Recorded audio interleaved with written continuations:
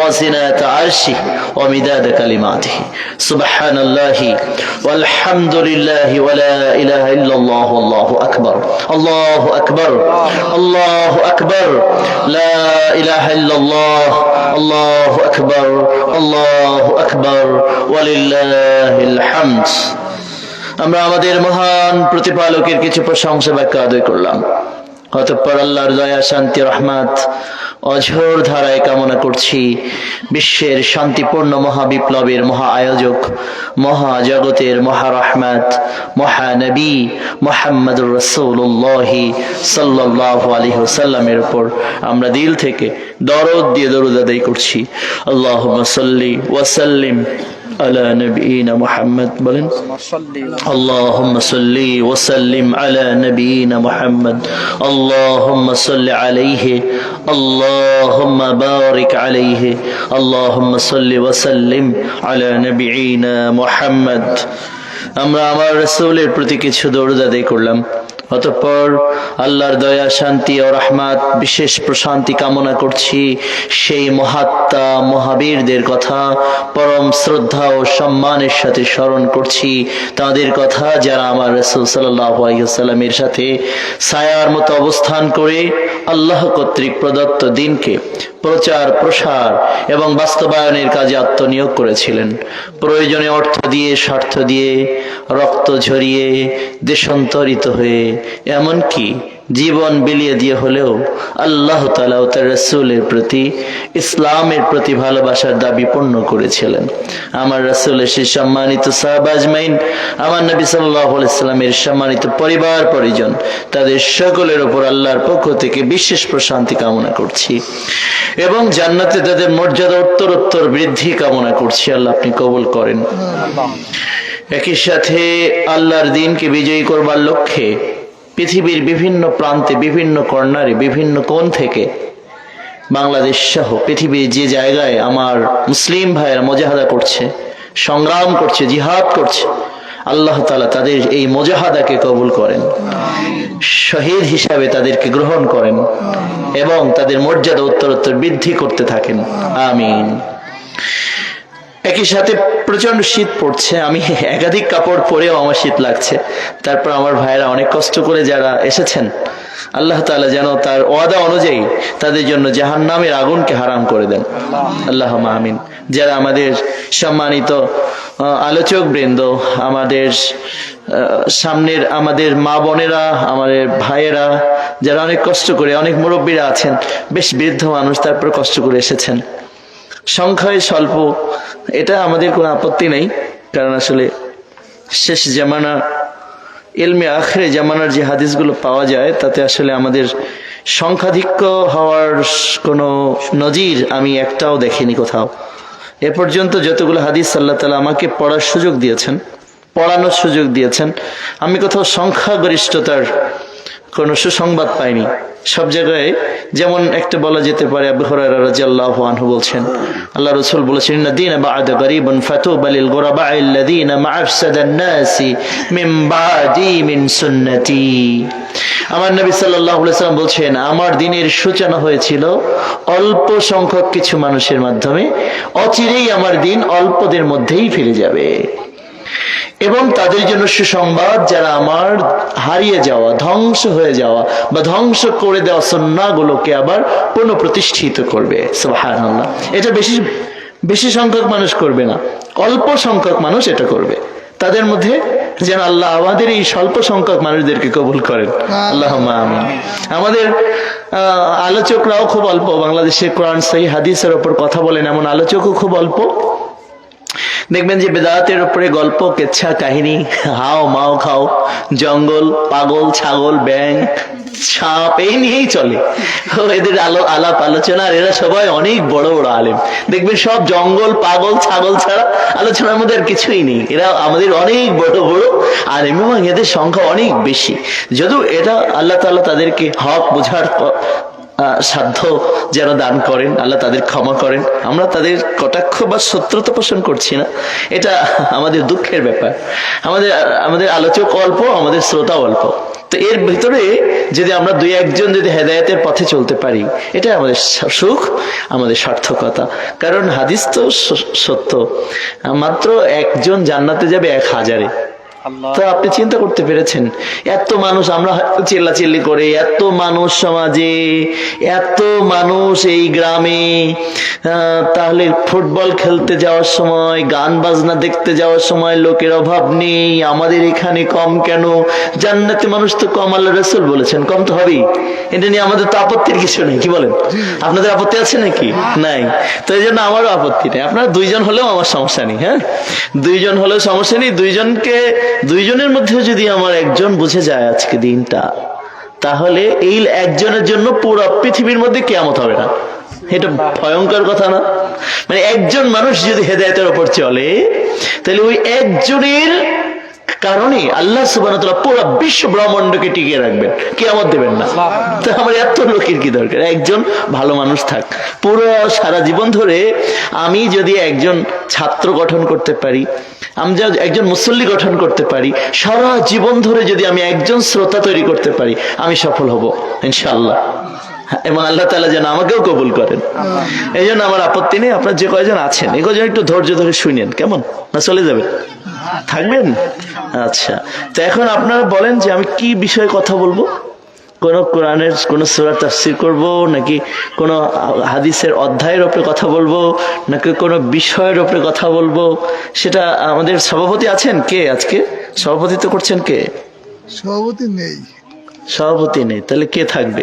প্রধান অতিথি কে আছেন? প্রধান অতিথিরা তো থাকে না, ওনারা হলো পোস্টারের নাম দিবে আর কয়টা টাকা দেবে, ওনার নাম প্রচার হবে। উনি যে দিনে বৈঠকে আসতে হবে, এটা ওনাদের প্রয়োজন নেই, কারণ ওনাদের টাকা আছে, টাকা দিয়ে সব জায়গায় যেমন সবকিছু করা যায়, ওরা আল্লাহকে ধোকা দিয়ে বোকা বানিয়ে নাকি জান্নাতে যাবে। যাক, দেখা যাবে, গেলে তো ভালো, আমাদের আপত্তি আছে নাকি? টাকা থাকলে সে যদি জান্নাতে যেতে পারে, খালি টাকা দিয়ে মাহফিলে টাকা দেয়, আর আপনারা তাদের টাকার জন্য প্রধান অতিথি বানান। তার চেয়ে ওই মুরব্বী মানুষটাকে বানাতে পারেনি যে 10 টাকা দিয়েছিল, ওতে বারকত আছে, ওতে বারকত আছে। আরে যে 10 লাখ টাকা দিয়ে উদার হব, লা ইলাহা ইল্লাল্লাহ, তারপর কি বলে? লিল্লাহি তাকবীর, আল্লাহু আকবার। অথচ এর এই টাকার মধ্যে কোনো বারকা নেই। হয়তো ওই হারাম টাকার কারণে মুসল্লি কম হয়ে থাকতে পারে, এটাও একটা কারণ হতে পারে। ওখানে আছে হারাম টাকা। আর ওই যে মুরব্বীটা বসে আছে না, উস্কো খুস্কো বদন, এইগুলো জান্নাতি মানুষদের বৈশিষ্ট্য, যতগুলো হাদিস পাওয়া যায়। আর যে তেল তেলে শরীর, ঢেপঢেপে শরীর, নাদুস নদুস চেহারা, এগুলো অধিকাংশ জাহান্নামের খোরাক হয়ে যাবে, অধিকাংশ। কারণ যত হারাম ঢোকে তত তেল তেলে হয় শরীর, জেনে রাখতে হবে। এজন্য তো মাশাআল্লাহ প্রধান অতিথি তো পাওয়া যাবে না। এখানে আছে নাকি মুক্তাদির? নাই না, থাকবে না, এটা স্বাভাবিক। আমি তো জানি, তো আমি 22-23 বছর কথা বলছি প্রধান অতিথি ছাড়া। 23 বছর। আচ্ছা, প্রধান অতিথি নেই, সভাপতিও নেই, মাশাআল্লাহ। সহসভাপতি কে? আপনি? আচ্ছা, আপনি বলেন, অথবা আপনার স্টেজে একটু আমাদের মুক্তাদি খুব চমৎকার করে আখিরুজ জামান নিয়ে আজকে আমরা আখিরি জামানা, ইলমে আখিরি জামানা। আচ্ছা, আপনারা কি এই বিষয়ে আখিরি জামানা নিয়ে শুনবেন? আচ্ছা, মাশাআল্লাহ, তাহলে শুরু করা যাক। সান্ত্বনা হবে আজকে আমাদের জন্য, তাই? হ্যাঁ, মাশাআল্লাহ। ইলমে আখিরি জামানার উপরে তাহলে চলেন আমরা 19টা পয়েন্টের উপরে কথা বলি। কয়টা?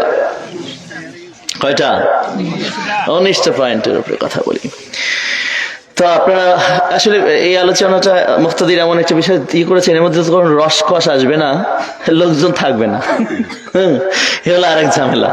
আপনারা থাকবেন নাকি? ইলমে আখিরি জামানা। আর আপনাদের কোনো নির্ধারিত বিষয় আছে? হ্যাঁ, নাই না? আচ্ছা, মাশাআল্লাহ, তাহলে শুরু হোক। আচ্ছা, তো আখিরি জামানার জন্য আল্লাহ সুবহানাহু ওয়া তাআলা, আল্লাহ নবী সাল্লাল্লাহু আলাইহি ওয়াসাল্লাম বলছেন যে আন আবি হুরায়রা রাদিয়াল্লাহু আনহু قال قال رسول الله সাল্লাল্লাহু আলাইহি ওয়াসাল্লাম ইজা দাখালা ঈসা ইবনে মারইয়াম মিনকুম কাইফা আনতুম ইজা দাখালা ঈসা ইবনে মারইয়াম মিনকুম ওয়া ইমামুকুম মিনকুম সুবহানাল্লাহ। বুখারী। আল্লাহ নবী সাল্লাল্লাহু আলাইহি ওয়াসাল্লাম বলছেন, সাহাবা তোমাদের কেমন লাগবে? কাইফা আনতুম, তোমাদের সেদিন কেমন লাগবে? কোন দিন? ইজা নাযালা ঈসা ইবনে মারইয়াম মিনকুম, তোমাদের মধ্যেই চলে আসবেন ঈসা ইবনে মারইয়াম। তোমাদের মধ্যে চলে আসবেন কে? ঈসা ইবনে মারইয়াম। কখন আসবেন? আখিরি জামানায়। কখন আসবেন? বুখারীর riwayat। আখিরি জামানায় ইমাম ঈসা ইবনে মারইয়াম আসবেন। ইমামুকুম মিনকুম, কিন্তু নেতা নির্ধারণ হবে, ইমাম নির্ধারণ হবে তোমাদের মধ্য থেকে। তিনি হবেন না, তিনি নেতৃত্ব দেবেন না, তোমরাই নেতৃত্ব দেবে। সুবহানাল্লাহ। কেন? কোরআনের ওই আয়াতকে বুখারীর হাদিস প্রতিনিধিত্ব করছে। কোনটা?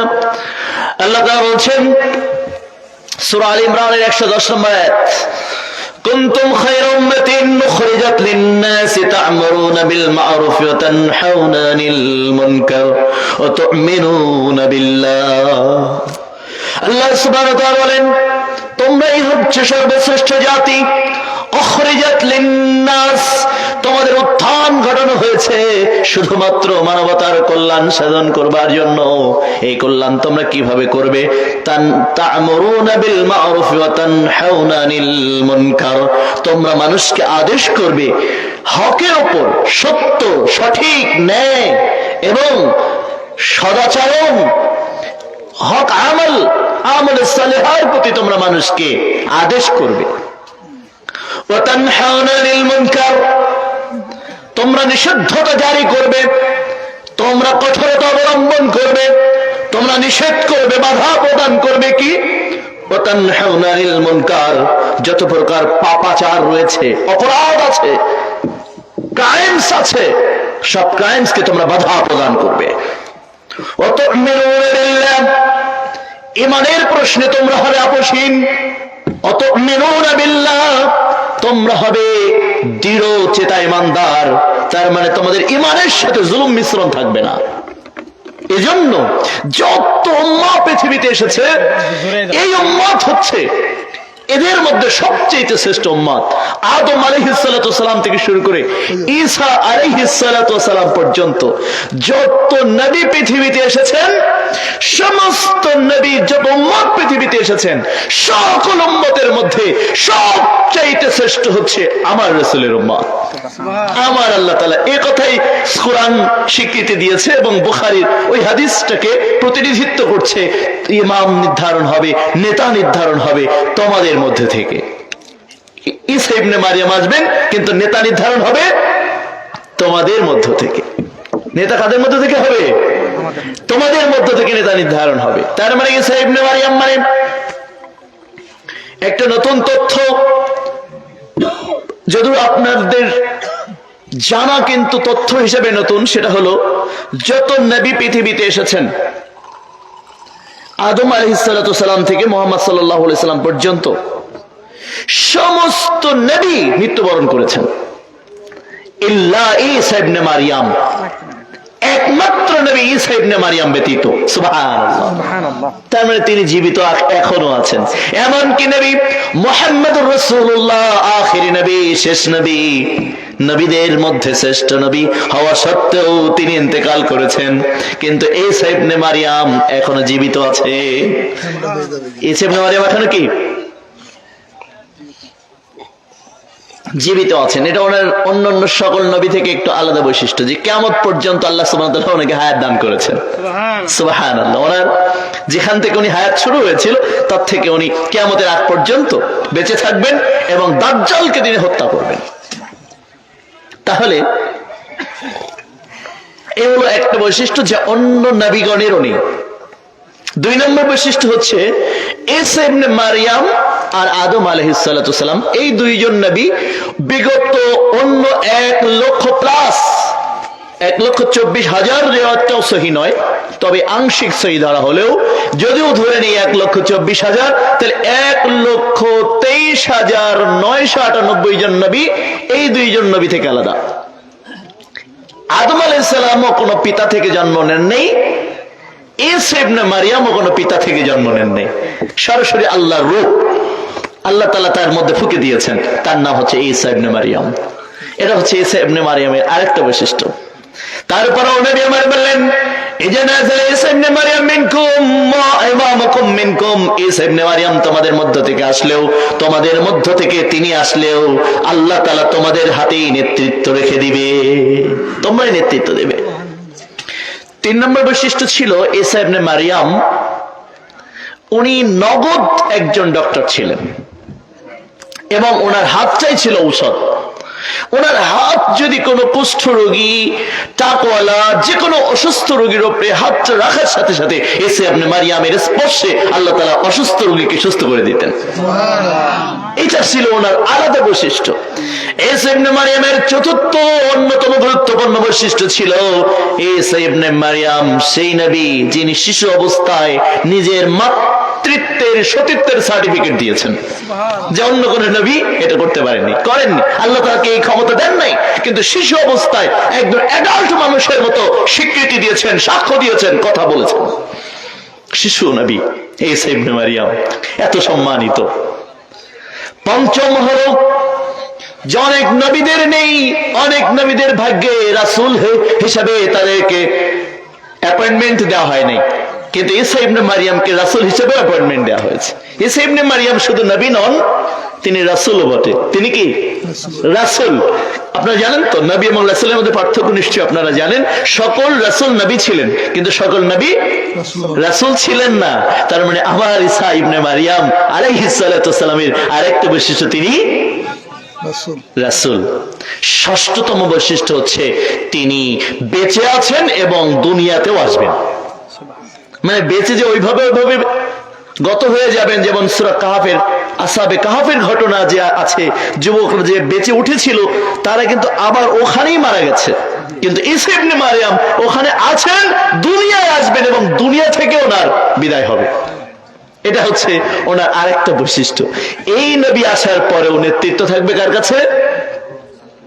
আমাদের কাছে। যেমনটা দেখেন عن بريدة رضي الله عنه قال قال رسول الله صلى الله عليه وسلم جنازة عيسى ابن مريم, ঈসা ইবনে মারিয়াম দুইজনের কাঁধের উপর ভার দিয়ে নেমে আসবেন। ইতিমধ্যেই আল মাহদী, আল্লাহর নবী সাল্লাল্লাহু আলাইহি ওয়াসাল্লাম বলছেন ইতিমধ্যেই ইমামতি শুরু করবেন। ইমাম মাহদী, তার জন্য ইকামাত দেওয়া হবে।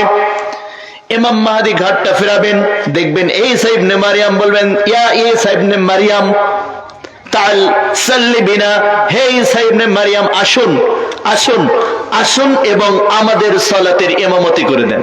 সুবহানাল্লাহ বলবেন না? আসুন আমাদের সালাতের ইমামতি করে দেন।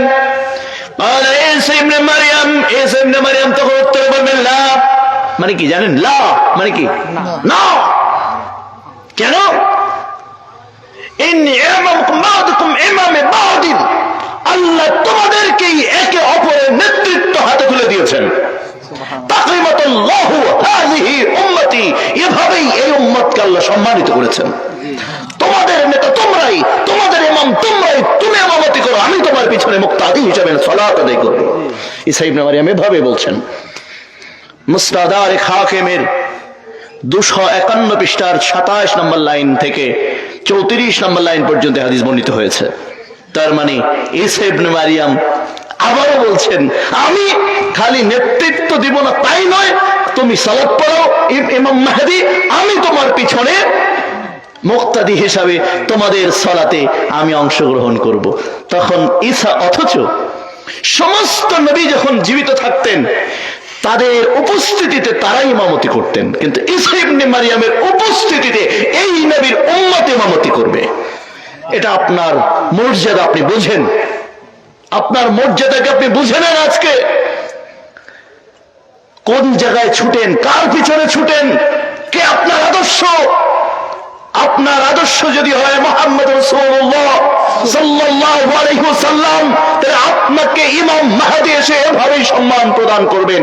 ইমাম মাহদী এই উম্মতকে বলছেন তাকরিমাতুল্লাহু হাযিহি উম্মতি, আল্লাহ এই উম্মতকে এভাবেই সম্মানিত করেছেন।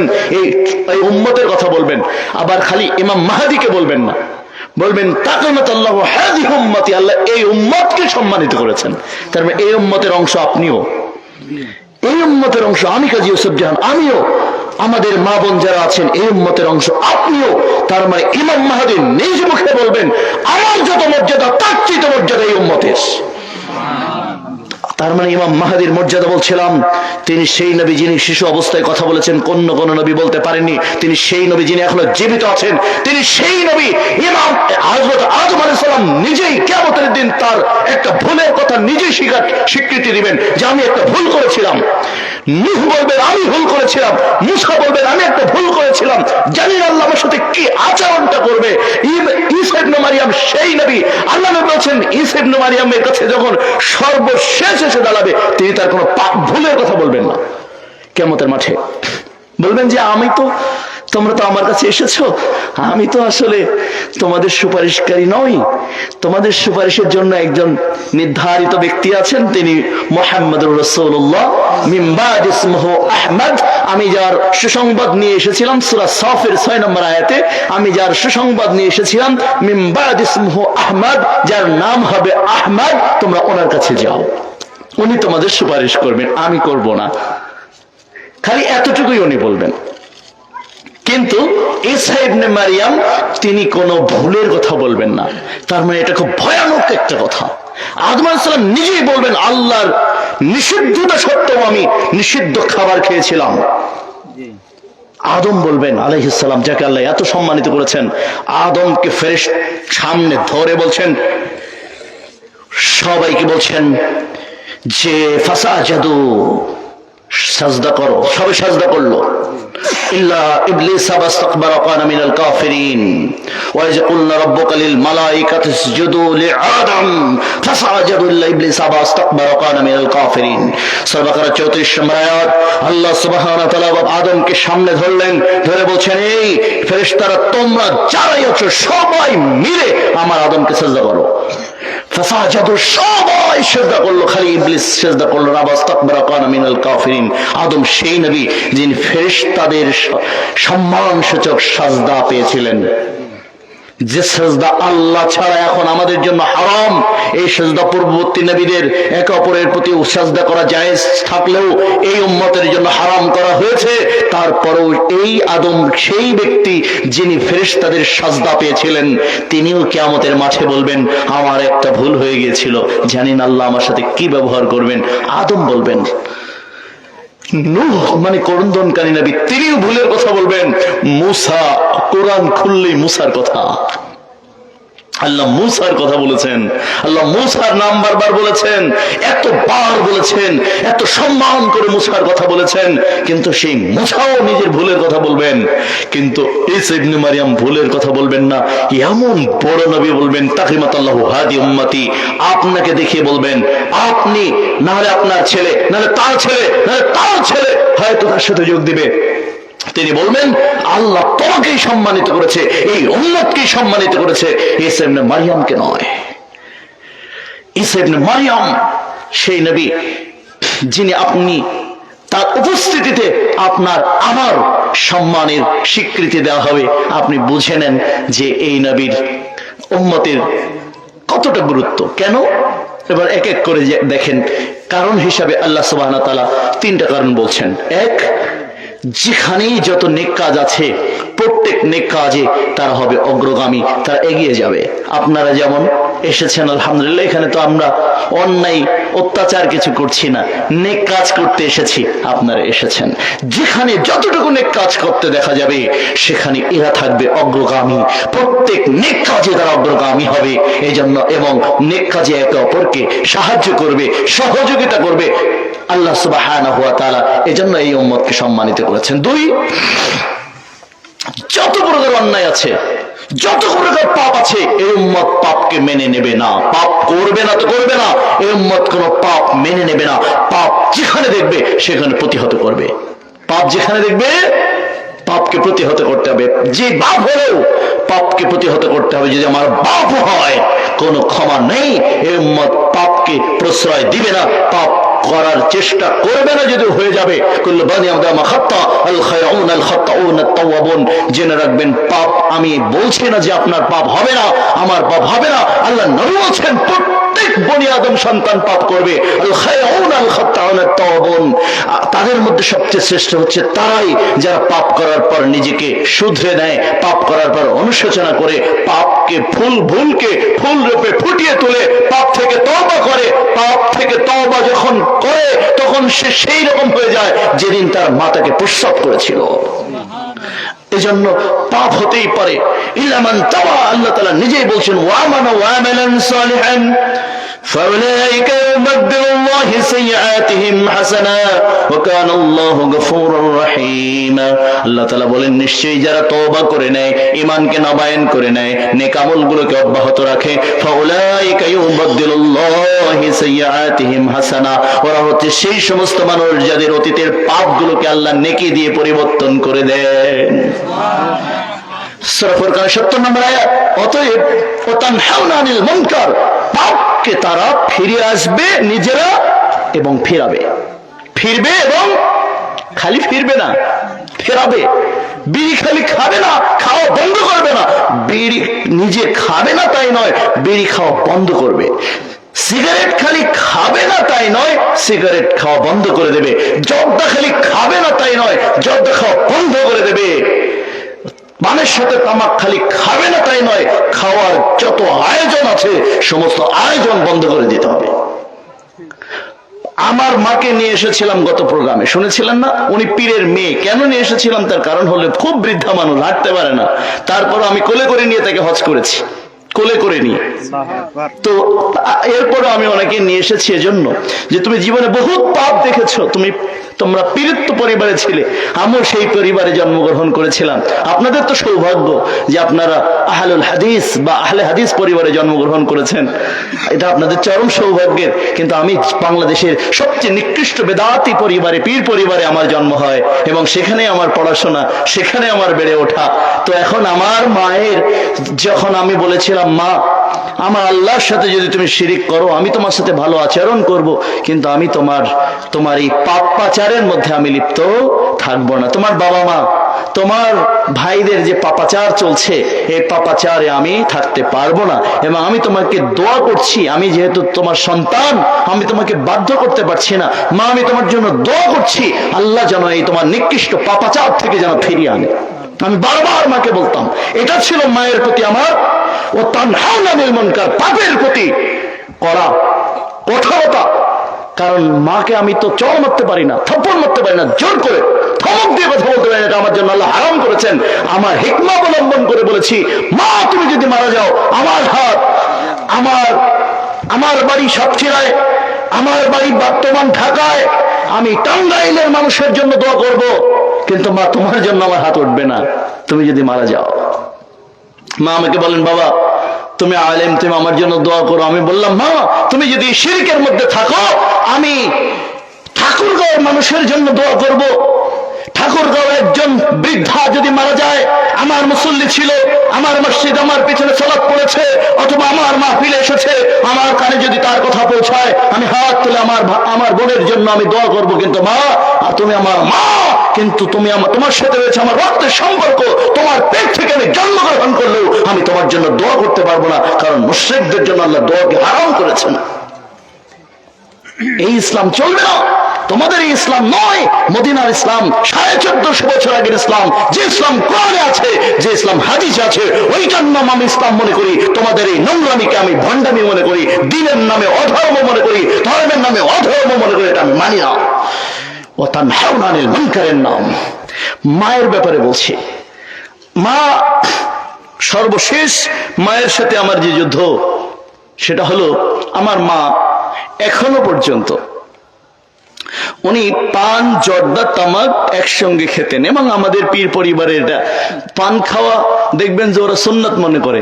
আমি কয়েকদিন আগে বললাম কিরে তোরা ছোট ছোট মাদ্রাসার ছেলেরা আমাদের ছাত্র বয়সী একটু বক্তব্য টক্তব্য দেয় বিভিন্ন জায়গায়, বললাম যে কিরে তোরা এভাবে পান খেয়ে গালটা লাল করে ফেলেছিস। তো বলছে আল্লাহ রাসূল পান খেতেন। ঠাস করে বলে দিল, মানে রবিন নামে দিয়ে ওরা সুন্নাত বানাই নিয়েছে, ওরা খাবে এখন কি করছে সুন্নাত বানাই নিয়েছে। কত বড় শয়তান, নবী নাকি পান খাইতো, নাউজুবিল্লাহ। তো যাই হোক পুরো বাংলাদেশে দেখবেন যে এক শ্রেণী এরকম আছে যারা পান খাওয়াটা ইসলাম মনে করে। তো ভালো কথা, মাকে আমি সর্বশেষ মাকে বললাম মা তুমি সর্বোচ্চ পানটা চিবিয়ে খাও, কিন্তু পানের সাথে যে তামাক বা জর্দা এটাকে বাদ দিতে হবে, তাহলে তোমার জন্য জান্নাত হারাম হয়ে যাবে।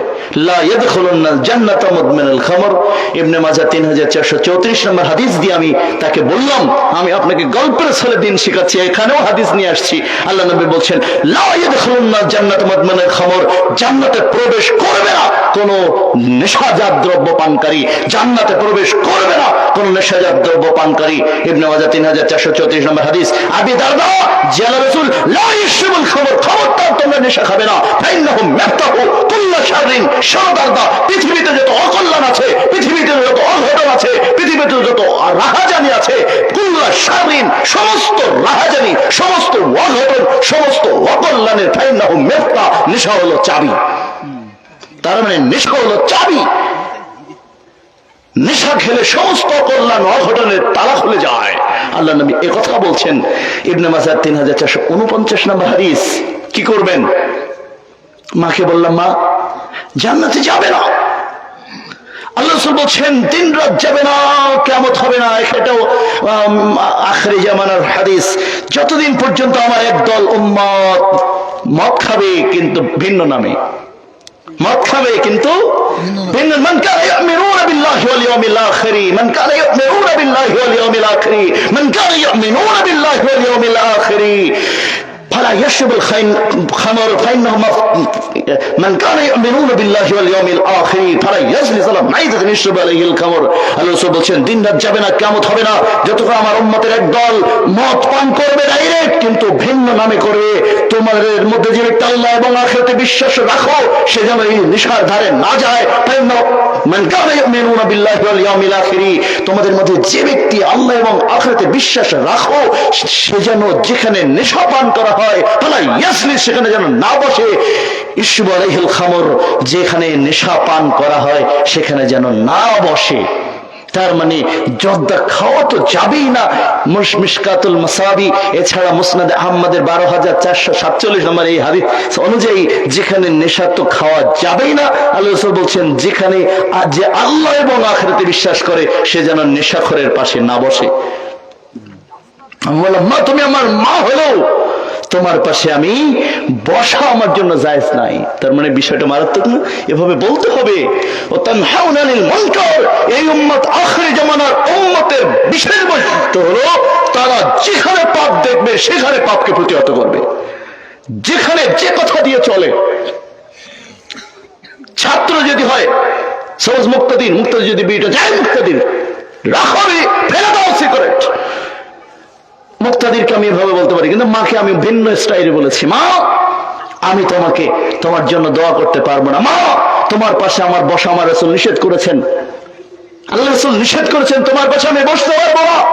তোমার শিয়রে তুমি অসুস্থ হলে তোমার সেবা করার জন্য আল্লাহ আমাকে আদেশ করেছেন, কিন্তু আমি কিভাবে আদেশ পালন করব? আমার রাসূল বলছেন তোমার পাশে আমার বসা যাবে না। যে আল্লাহ এবং আখিরাতে বিশ্বাস করে যেখানে নেশা পান করা হবে সেখানে তারা বসতে পারবে না। عن ابي هريره رضي الله عنه قال قال رسول الله صلى الله عليه وسلم ان الله اذا حرم شيئا وحرم ثمنه ان الله اذا حرم شيئا وحرم ثمنه, যেখানে যে দ্রব্য বিক্রি, যে দ্রব্য খাওয়া হারাম সেই দ্রব্য ক্রয় বিক্রয় ব্যবসা বাণিজ্য করলে হারাম করেছেন। তার মানে নেশা তো খাওয়া যাবে না। মা আমাকে বলতো, বাবা তুমি আমার জন্য একটু জর্দা আর একটু সুপারি কিনে নিয়ে এসো। তা আমি বললাম, আমার মাকে আমি হাদিস শুনিয়ে বললাম, ইন্নাল্লাহা ইযা হারামা শাইআন ওয়া হারামা সামানাহু ক্বালা রাসূলুল্লাহ সাল্লাল্লাহু আলাইহি ওয়াসাল্লাম, মা আমার রাসূল বলেছেন, মা আমার রাসূল বলেছেন দ্রব্য যেটা খাওয়া হারাম সেটার ক্রয় হারাম, সেটার বিক্রয় হারাম, সেটার ব্যবসা হারাম, সেটার বাণিজ্য করা হারাম।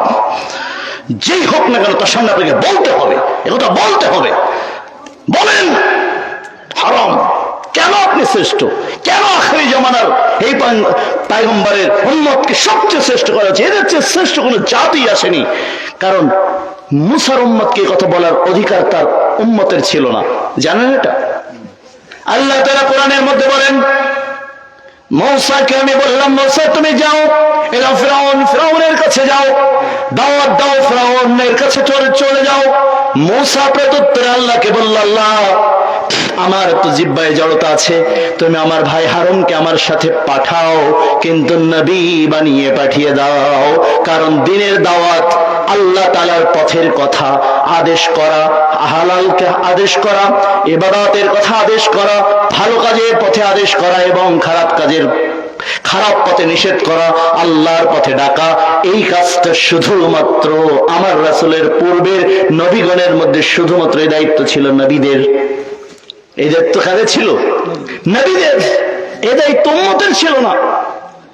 নবীদের সাথে তারা থাকতেন কিন্তু উম্মতের দায়িত্ব পালন করতেন না। কিন্তু আমার নবী নেই, কিন্তু নবীর দায়িত্ব হচ্ছে এই উম্মতের। যে কারণে কুনতুম খায়রা উম্মাতিন, বুখারী, ইমাম বুখারী তাই হাদিস এনেছেন, কাইফান তোমার রাসূল নিজের জবান মোবারক দিয়ে বললেন, তোমাদের সেদিন কেমন লাগবে যে ঈসা ইবনে মারইয়াম জমিনে আসবেন, কিন্তু নেতৃত্ব নির্বাচন হবে তোমাদের পক্ষ থেকে, তোমাদের মধ্য থেকে। আল্লাহ রাসূল সাল্লাল্লাহু আলাইহি সাল্লাম তখন বললেন যে ঈসা ইবনে মারইয়ামের জন্য ইমাম মাহদির জন্য কামাত দেওয়া হবে। ঈসা চলে আসলেও তখন তিনি বলবেন এই উম্মতকে আল্লাহ তাআলা শ্রেষ্ঠত্ব দান করেছেন। এই শ্রেষ্ঠত্বের অপর কারণ হলো, আমি 2 নম্বর কারণ এই পর্যায়ে বললাম, সূরা আল ইমরানের 110 নম্বর আয়াতের দ্বিতীয় অংশ, ওয়া তানহাউনা আনিল মুনকার, যেখানেই পাপ দেখবে, যেখানেই যে কথা চলে, যেখানে শ্রম চলে, যেখানে হাত চলে হাত চালান, যেখানে পা চলে সেখানে পা চালান, যেখানে মুখ চলে সেখানে মুখ চালান, যেখানে হাত পা মুখ কিছুই চলে না সেখানে অন্তর চালাও। কি চালাবা?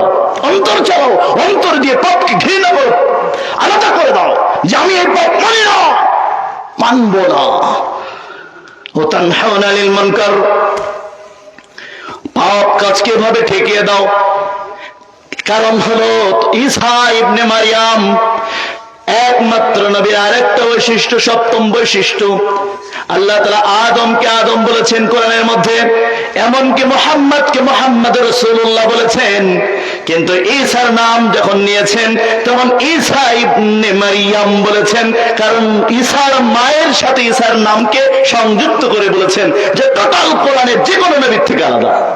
আপনি পড়ে দেখেন, নূহকে নূহ ডেকেছেন, মূসাকে মূসা ডেকেছেন, ইব্রাহিমের মতো নবী যাকে আল্লাহ বলেছেন সালামুন আলা ইব্রাহিম, আমার ইব্রাহিমের উপর সালাম, কিন্তু ইব্রাহিমের নামটা শুধু ইব্রাহিম বলেছেন। কিন্তু যতবার আমার নবী ঈসার নাম আল্লাহ নিয়েছেন ততবার বলেছেন ঈসা ইবনে মারইয়াম, তার মানে মারইয়ামের ছেলে ঈসা। সুন্দর করে এটা আল্লাহ তাআলা বিশেষ সম্মান করে তাকে ডেকেছেন কোরআনের মধ্যে। এই নবী আসবেন, কিন্তু তোমাদের এই এই বৈশিষ্ট্যের কারণে শেষ জামানার উম্মতের কোন কোন বৈশিষ্ট্যের কারণে তারা ঈসা ইবনে মারইয়ামের উপর মর্যাদা পেয়ে যাবে। সুবহানাল্লাহ। আপনার মর্যাদা হয়ে যাবে কার উপর? ঈসা ইবনে মারইয়ামের উপর। আপনি নিজের মর্যাদাকে বোঝেন, তাহলে আজকের মাহফিল সফল হয়ে যাবে ইনশাআল্লাহ।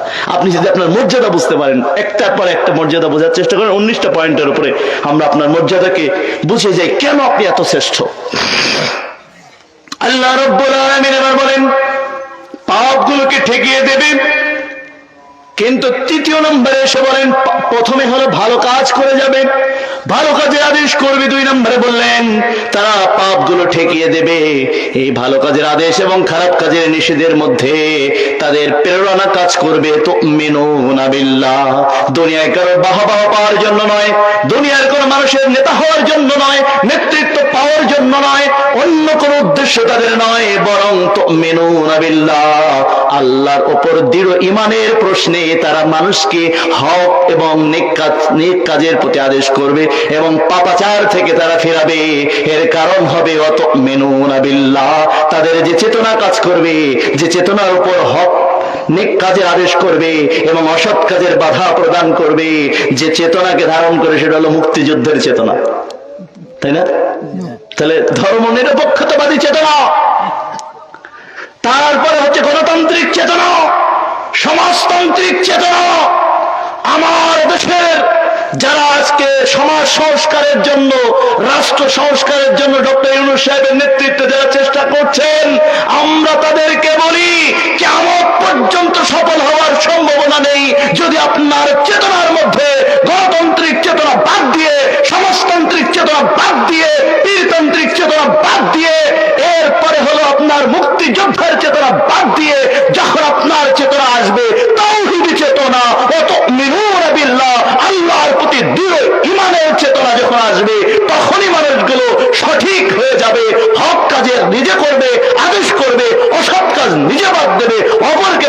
পারবে একমাত্র থিওরির উপরে, সেটা হচ্ছে চেতনা হবে ইলাহি চেতনা, তাওহীদি চেতনা। কারণ আল্লাহ বলেন সুম্মা লা ইয়ামুতু ফিহা ওয়া লা ইয়াহইয়া, আমি যেভাবে তোমাদের সাজা দেব সেদিন তোমাদের কেউ বেঁচেও থাকবে না, কেউ মারাও যাবে না। আমার মতো আত্মীয়তার বন্ধনে, মমতার বন্ধনে কেউ তোমাদের আবদ্ধ করতে পারবে না, আর আমার সাজার মতো সাজা পৃথিবীর কেউ দিতে পারবে না। যখন মানুষগুলো এই ভয়ে তাদের হৃদয়ের মধ্যে ঢুকবে, তাওহীদের চেতনা যখন হৃদয়ের মধ্যে ঢুকবে, জনসম্মুখেও নয়, একাকী আধার রাতের মধ্যেও সে নিজেকে পাপ থেকে নিজেকে ঠেকাবে এবং জাতিকে ঠেকানোর চেষ্টা করবে, তখনই একটা আদর্শ রাষ্ট্র গঠন হয়ে যাবে। এই হচ্ছে আদর্শ রাষ্ট্র গঠনের সবচেয়ে গুরুত্বপূর্ণ হচ্ছে আল্লাহর প্রতি তাওহীদি চেতনার ব্যাপারে সমস্ত দল, সমস্ত মত, রাজা, প্রজা, প্রেসিডেন্ট, প্রধানমন্ত্রী সকলে মিলে এক জায়গায় এসে শ্রেষ্ঠত্বের চেতনায় ঐক্যবদ্ধ হয়ে বলবে অতুমিনুনা বিল্লাহ, তারা আল্লাহর প্রতি ঈমানের প্রশ্নে দৃঢ় থাকবে, দৃঢ় চেতা ঈমানদার হয়ে যাবে।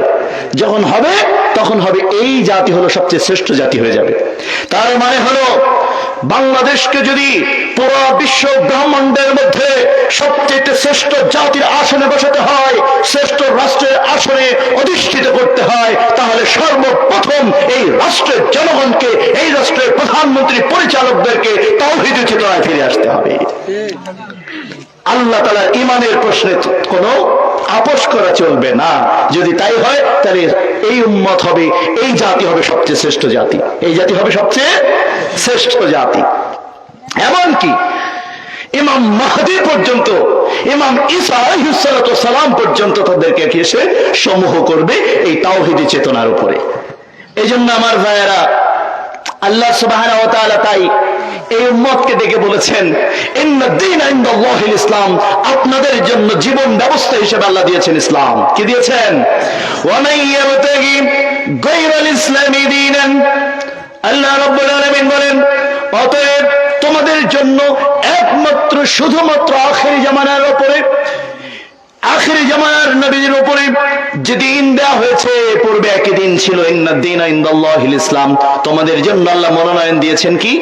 ইসলাম। সূরা আল ইমরানের 19 নম্বর আয়াত, ও আল ইমরানের 85 নম্বর আয়াতে গিয়ে বলছেন ওয়া মান ইয়াবতাগি গায়রাল ইসলামি দীনান, ইসলাম ব্যতীত যদি তোমরা অন্য কোন দিন, অন্য কোন মতাদর্শ অনুসরণ করো, ফালা ইয়াকবাল মিনহু, তাদের কাছ থেকে সেটা গ্রহণ করা হবে না, ওয়া হুয়া ফি আখিরাতি মিনাল খাসিরিন, আখিরাতে তারা চূড়ান্তভাবে ধ্বংস হয়ে যাবে।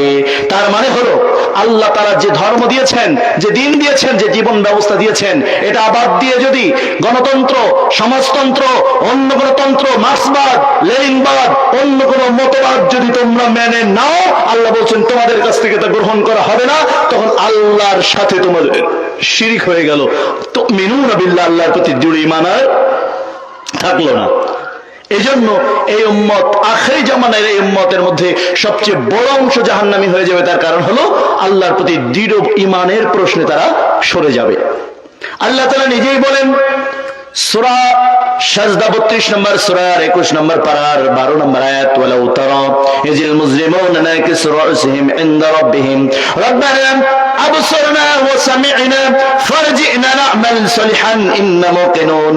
আল্লাহ সুবহানাহু ওয়া তাআলা বলেন, হে নবী, তুমি যদি সেদিন দেখতে কিয়ামতের দিন, ওয়ালাউ তারা ইযিল মুজরিমুনা নাকিসু রাসিহিম ইনদা রাব্বিহিম, তোমার রবের দরবারে মানুষগুলো ঝাঁকে ঝাঁকে এসে মাথা নিচু করে, দুহাত জোড় করে মাথা নিচু করে বলবে রব্বানা, হে আমাদের রব, আবসারনা ওয়া সামি'না, জাহান্নামের বিভীষিকাময় আযাব আমরা চোখে দেখতে পাচ্ছি এবং কানে শুনতে পাচ্ছি, ফারজি'না, আমাদের একটু পাঠিয়ে দাও, না'মাল সালিহান, আমাদের একটু দুনিয়ায় পাঠিয়ে নাও, না'মাল সালিহান, আমরা একটু নেকামল করে আসি, ইন্না মুকিনুন, এবং দৃঢ় বিশ্বাসী হয়ে আসি। তার মানে ইন্না মুকিনুন, এই কথাটা তারা বলবে। সূরা সাজদার 12 নম্বর আয়াত খুলে দেখবেন যে আল্লাহ তাআলা বলছেন তারা দৃঢ়তার সাথে ঈমানের কথা বলবে, কারণ ঈমানের প্রশ্নে তারা কোনো আপোষ করবে না, এই কথা কিয়ামতের মাঠে স্বীকৃতি দেবে। কিন্তু এখন গণতন্ত্রের পিছনে ছুটবে, নেতার পিছনে ছুটবে, নেত্রীর পিছনে ছুটবে, এ কথা ভুলে গিয়েছে যে মানুষকে আল্লাহর প্রতি ঈমানের প্রশ্নে শেষ জামানার উম্মতকে দৃঢ় ইস্পাত কঠিন দৃঢ় থাকতে বলেছেন নবী মুহাম্মদ রাসূলুল্লাহ সাল্লাল্লাহু আলাইহি ওয়াসাল্লাম। এখান থেকে যখন মানুষগুলো দূরে সরে যাবে তখন তাদেরকে জাহান্নামের কীট বানানো হবে। সেটা আল্লাহ বলছেন, ওয়ালাউ শি'না লা আতাইনা কুল্লা নাফসিন হুদাহা ওয়ালাকিন হাক্কাল কাওলু মিন্নী লা'আমলান্না জাহান্নামা মিনাল জিন্নাতি ওয়ান নাসি আজমাইন। আল্লাহ নবী সাল্লাল্লাহু আল্লাহ তাআলা বলছেন, আমি তাদের উত্তরে বলবো, না নেক আমল করার জন্য দুনিয়ায় নয়, বরং তোমরা যেভাবে দুনিয়ায় আমাকে ভুলে গিয়েছিলে, তো আজকে আমি তোমাদেরকে ভুলে যাব এবং আমি জিন এবং মানুষ দিয়ে জাহান্নামকে পূর্ণ করে ছাড়বো। তার মানে আমার ভাইয়েরা, সূরা সাজদার 13-14 নম্বর আয়াত। তার মানে আজকে যদি ইমানের প্রশ্নে আখির জামানার নবীর উপর জিম্মাদারি হলো ইমানের প্রশ্নে তাদের দৃঢ়চেতা হতে হবে। ইমানের প্রশ্নে যদি দৃঢ়চেতা হতে না পারে তাহলে তাদেরকে জাহান্নাম দিয়ে পূর্ণ করা হবে, এই কথা আল্লাহ তাআলা বলছেন। অতএব এই জায়গায় এসে আমরা বুঝলাম যে আল্লাহর প্রতি দৃঢ় ঈমান রাখতে হবে। এটি হলো 3 নম্বর আখির জামানার। প্রথম হচ্ছে আমরাই সর্বশ্রেষ্ঠ জাতি হবো, 1 নম্বর পয়েন্ট। 2 নম্বর কারণ হলো আমরা নেক কাজের প্রতি আদেশ করব, অসৎ কাজকে নিষেধ করব, আল্লাহর প্রতি দৃঢ়চেতা ঈমান রাখবো। এরপরে 5 নম্বর হলো আমরা কিয়ামত দিবসের উপর দৃঢ়চেতা ঈমান রাখবো। আল্লাহ সুবহানাহু ওয়া তাআলা তাদের কথা কটাক্ষ করে বলছেন, ويقولون متى هذا الفتح إن كنتم صادقين قل يوم الفتح لا ينفع الذين كفروا إيمانهم ولا هم ينذرون। আল্লাহ তাআলা বলেন তাদের কথা, শেষ জামানার কিছু মানুষগুলো নবীর কাছে এবং নবীর উম্মতের মধ্যে যারা নেতৃস্থানীয় থাকবে তাদের কাছে এসে বলবে, ওয়ায়াকুলুনা মাতা হাযাল ফাতহু ইন কুনতুম সাদিকিন। তারা কিয়ামত নিয়ে হাসাহাসি করবে। কিয়ামত নিয়ে কি করবে? আখিরে জামানার কিছু ননসেন্স, কিছু নাস্তিক, কিছু মুরতাদ, গণতন্ত্রবাদীরা, সমাজতন্ত্রবাদীরা, ধর্ম নিরপেক্ষবাদীরা, ইসলাম ছাড়া অন্য যত ধর্ম মতবাদ আছে সমস্ত মতবাদীরা সবাই হলো কিয়ামতের প্রতি সংশয়বাদী। তারা এসে বলবে, ওয়ায়াকুলুনা মাতা হাযাল ফাতহু, সেদিন কবে হবে? কুল ইয়াউমাল ফাতহি লা ইয়ানফাউল লাযীনা কাফারু ঈমানুহুম ওয়ালা হুম ইয়ানযারুন। সূরা সাজদার 27-28 নম্বর আয়াতে আল্লাহ উত্তর দিয়ে বলেন, নবী তোমার কাছে যখন আখিরি জামানায় যখন চলে আসবে, যখন তোমার কাছে মানুষগুলো এসে জিজ্ঞাসা করবে অথবা তাদের কাছে জিজ্ঞাসা করা হবে, কিয়ামত পর্যন্ত আয়াতটা থাকবে, তাদের কাছে জিজ্ঞাসা করা হবে, কটাক্ষ করা হবে, মানে ক্রিটিসাইজ করে বলা হবে কবে সেটা, তখন তুমি বলো ইয়াউমাল ফাতহি, যেদিন সেই কিয়ামত হবে, লা ইয়ানফাউল লাযীনা কাফারু ঈমানুহুম ওয়ালা হুম ইয়ানযারুন। সংশয়বাদীদের সেদিন কোনো অবকাশ দেওয়া হবে না এবং তাদেরকে ছাড় দেওয়া হবে না, তাদের ছাড় দেওয়া হবে না, অবকাশ দেওয়া হবে না। সূরা সাজদার 30 আয়াতে কি আল্লাহ তাআলা বলছেন, অতএব ফারিদ আনহুম ওয়ান্তাযির ইন্নাহুম মুনতাযিরুন। নবী তুমি এই সংশয়বাদীদেরকে উপেক্ষা করো। কি করো? তার মানে যারা বলে খাও দাও ফুর্তি করো, দুনিয়াটা মস্ত বড়, গণতন্ত্রবাদীরা, সংশয়বাদীরা, নাস্তিক মুরতাদরা, কুফফাররা, তাদেরকে তুমি উপেক্ষা করো। তাদের দেখে তোমাদের চোখ যেন ঝলসে না যায়, তাদের আরামায়েশ দেখে, তাদের চলাচল দেখে তোমরা যারা কিয়ামতের জন্য অপেক্ষা করছো, কিয়ামতকে বিশ্বাস করো, তাদের চলাচল যেন তোমাদেরকে বিভ্রান্ত না করে, বরং ফারিদ আনহুম ওয়ান্তাযির ইন্নাহুম মুনতাযিরুন। সূরা সাজদা 32 নম্বর সূরার 21 নম্বর পারার 30 নম্বর আয়াতে আল্লাহ তাআলা আখির জামানার এই সংশয়বাদীদেরকে উত্তর দিয়ে বলছেন, নবী এবং নবীর উম্মত শোনো, তোমরা ওদেরকে উপেক্ষা করে পথ চলবে। কি করবে? কি করবে বলেন ভাই? আপনার কি রাগ করতেছেন? আসলে এমন একটা টপিকস মানে মুক্তাদি সাহেব বলে ফেলছে, এখন আলেম মানুষ মনে করেন যে এটা বললে, মনে এর উপরে আলোচনা করলে আসলে রসাত্মক তেমন কিছু আসবে না, কিন্তু খুব বুঝ আছে এর মধ্যে। অনেক বুঝ আছে, এটা আপনি বুঝলে আপনার জীবনটা সফল হয়ে যাবে। কারণ ইলমে আখিরি জামানা অসংখ্য হাদিস আসবে, অনেক কোরআনে আয়াত আসবে, প্রত্যেক আয়াতের সাথে হাদিস আসবে, যে কারণে এটা আপনাকে একটু মনোযোগ দিতে হবে। হ্যাঁ, ওঠা বসা তেমন করা যাবে না। তো ওদেরকে উপেক্ষা করো, প্রথম কথা আল্লাহ বলছে উপেক্ষা করো, এবং তুমি অপেক্ষা করো তোমরা, এবং ওদেরকে অপেক্ষা করতে বলো, ওদেরকে অপেক্ষা করতে বলো। আবার আল্লাহ তাআলা আবার বলেন وَيَقُولُونَ مَتَى هَذَا الْوَعْدُ إِن كُنتُمْ صَادِقِينَ।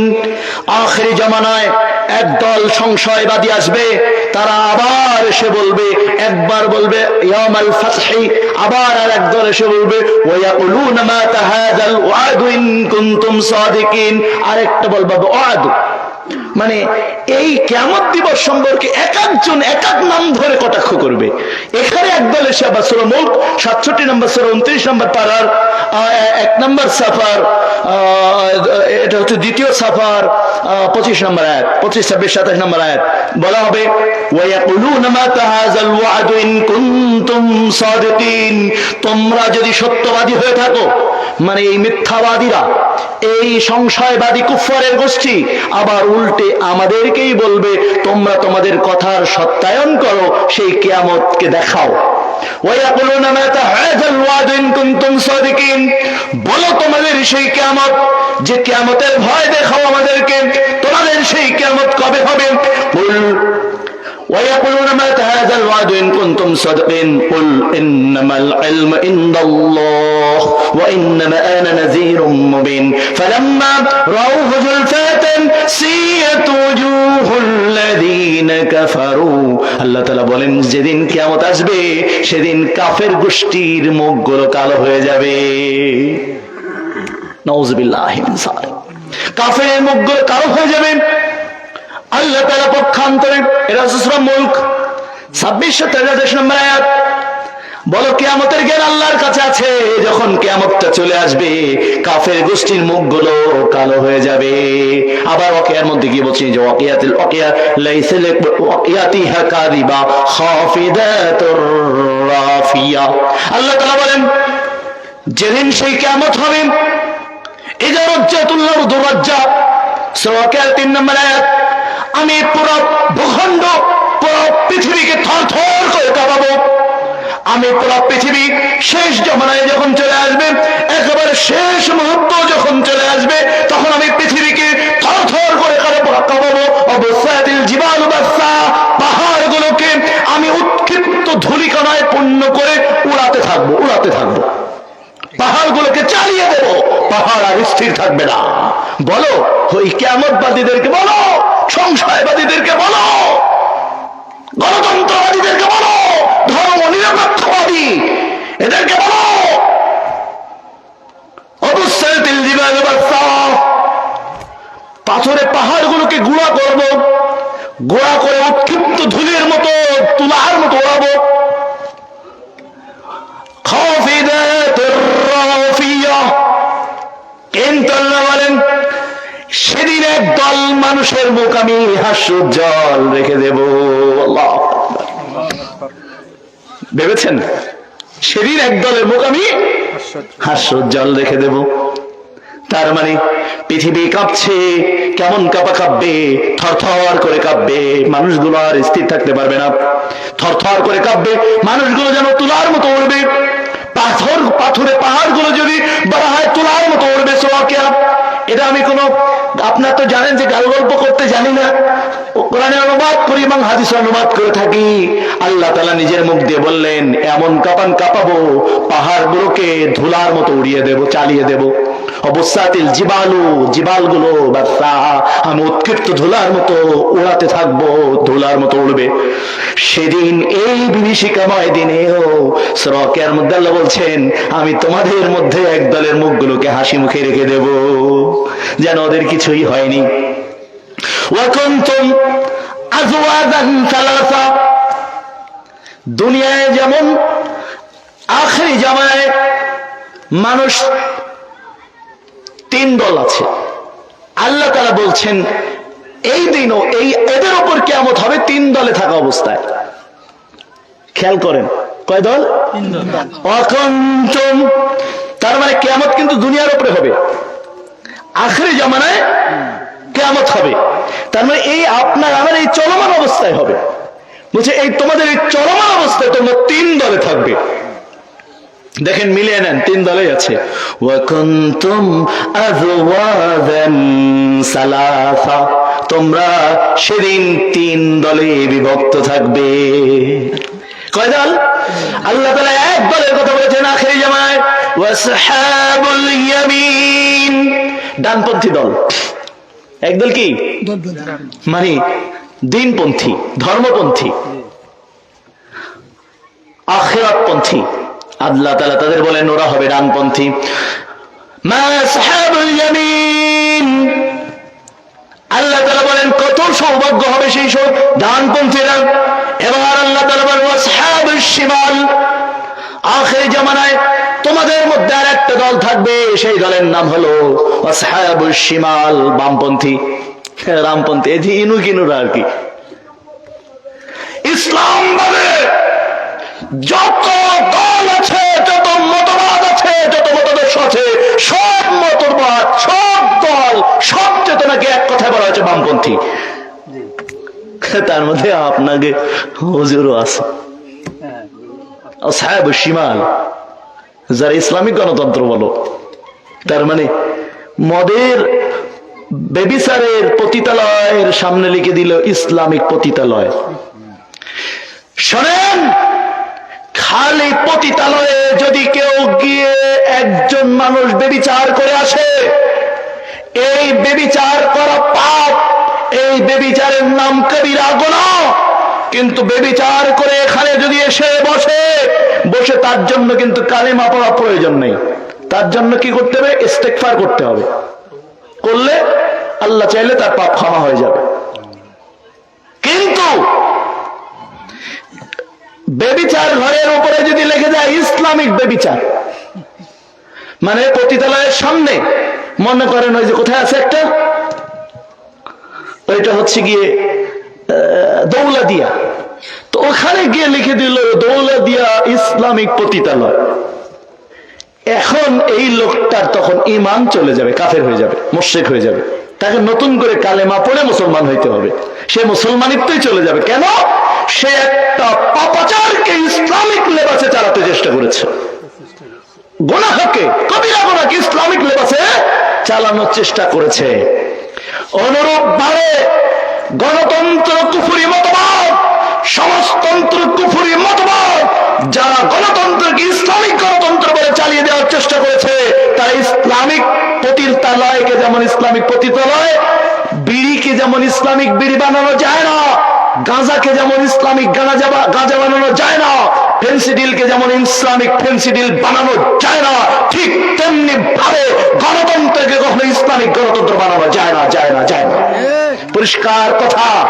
অতএব আমার ভাইরা, এ ধরনের কুফরি কাজের সঙ্গে যারা লিপ্ত, তাদেরকে আল্লাহ সুবহানাহু ওয়া তাআলা বলেন সেদিন আমি কাফেরদেরকে মুখগুলো সেদিন কালো হয়ে যাবে, কারণ ওরা ছিল আসহাবুশ শিমাল, তোমাদের মধ্যে বামপন্থী। তোমাদের মধ্যে কোন পন্থী ছিল? ভাইয়েরা খুব ভালো করে বোঝেন। আজকে আল্লাহ তাআলা ডানপন্থী বলে একমাত্র দলের কথা বলেছেন, একমাত্র মতাদর্শের কথা ঘোষণা দিয়েছেন। সেখানে কোনো গণতন্ত্র নেই, সমাজতন্ত্র নেই, আপনার নেতা নেত্রীর কোন দলের কথা সেখানে নেই। সেখানে বলা হয়েছে ইন্নাদ দীনা ইনদাল্লাহিল ইসলাম। শেষ জামানা পর্যন্ত, ইমাম মাহদী আসা পর্যন্ত, ঈসা আলাইহিস সালাম আসা পর্যন্ত, কিয়ামত দিবস পর্যন্ত একটা দল পৃথিবীতে থাকবে, উলাইকা হিজবুল্লাহ, ওরা হবে তাইফাতান, আল্লাহর সাহায্যপ্রাপ্ত দল হবে, ওরা হবে আল্লাহর দল। এবং ওই দলের মতাদর্শের নাম হবে সূরা আলে ইমরানের 19 নম্বর আয়াত অনুযায়ী ইন্নাদ দীনা ইনদাল্লাহিল ইসলাম। তারা যে মতাদর্শকে পালন করবে, লালন করবে, এক্সারসাইজ করবে, সেটা মাত্র একমাত্র শুধুমাত্র ইসলাম। শুধুমাত্র কি? ইসলাম। অতএব আমার এই দিন থেকে যে কেউ যদি অন্য কোন মতাদর্শ, অন্য কোন থিওরি, অন্য কোন তন্ত্র মন্ত্র অনুসরণ করে ফালা ইয়াকবালু মিনহু, তাদের কাছ থেকে তা গ্রহণ করা হবে না। ওয়া ফি আখিরাতি মিনাল খাসিরিন, এবং এবং আখিরাতে তারা ধ্বংস হয়ে যাবে, ক্ষতিগ্রস্ত হয়ে যাবে। অতএব আখিরি জামানায় আল্লাহ নবী বলেন তাফতারিকু হাযিহি উম্মাতিন 73 তাফতারিকু হাযিহি উম্মাতিন 73 কুল্লুহুম ফিন-নার ইল্লা ওয়াহিদা। আমার নবী বললেন আমার উম্মত 73 দলে বিভক্ত হয়ে যাবে শেষ জামানায়। আমি থাকবো না, কিন্তু আমার পরে আমার উম্মত বিভক্ত হবে কয় দল? 73 দল। তার মধ্যে গণতান্ত্রিক, সমাজতান্ত্রিক, পীরতন্ত্র, সুফিবাদ, যুগীবাদ সবগুলো থাকবে। আল্লাহ নবী বললেন ইল্লা ওয়াহিদা, একটা দল বাদে। সাহাবারা বললেন কারা তারা একটা দল যারা জান্নাতে যাবে? প্রত্যুত্তরে আল্লাহ নবী বললেন আল ইয়াওমা আনা আলাইহি ওয়া সাহাবী, আজকের দিনে আমি এবং আমার সাহাবারা যে নীতি, যে গতি, যে মতাদর্শ, যে আমল, যে বিশ্বাসের উপর টিকে আছি, এই নীতি, এই গতি, এই মতাদর্শের উপর যারা থাকবে শেষ জামানার তারা সবাই জান্নাতি হয়ে যাবে। অতএব আজকে আখির জামানার আলোচনার উপরে এই জাতির উপর জিম্মাদারি হলো ইসলামবাদের সমস্ত তন্ত্র মন্ত্র মতাদর্শ এবং নেতা নেত্রী সকলকে এক বৈঠকে 3 তালাক দেওয়া ফরজ। যদি না দিতে পারেন তাহলে আপনি ইসলামে নাই। আপনি যত বড় আহলে হাদিস, আমি তো আহলে হাদিস 18 বছর চেষ্টা করেও ব্যর্থ হয়েছে, আজও পারলাম না। আপনি মনে করেছেন আহলে হাদিস পরিবারে জন্মগ্রহণ করেছেন তাই আপনি আহলে হাদিস, অতটা সহজ নয়। জীবনের প্রতিটা ক্ষেত্রে কোরআন এবং সহিহ হাদিসের অনুপ্রবেশ ঘটায় যারা আহলে হাদিস তারা। অতএব আহলে হাদিস হওয়ার চেষ্টা করুন। সমস্ত দল মত মতাদর্শ তালাক দিতে না পারলে তিরমিজির 26-41 নম্বর হাদিস 366 নম্বর পৃষ্ঠার 24 নম্বর থেকে 36 নম্বর লাইন পর্যন্ত অত্র হাদিস থেকে পরিষ্কার বোঝা গেল অধিকাংশই জাহান্নামী আখিরি জামানার, এবং তারা শতকরা 1999 জন জাহান্নামে যাবে।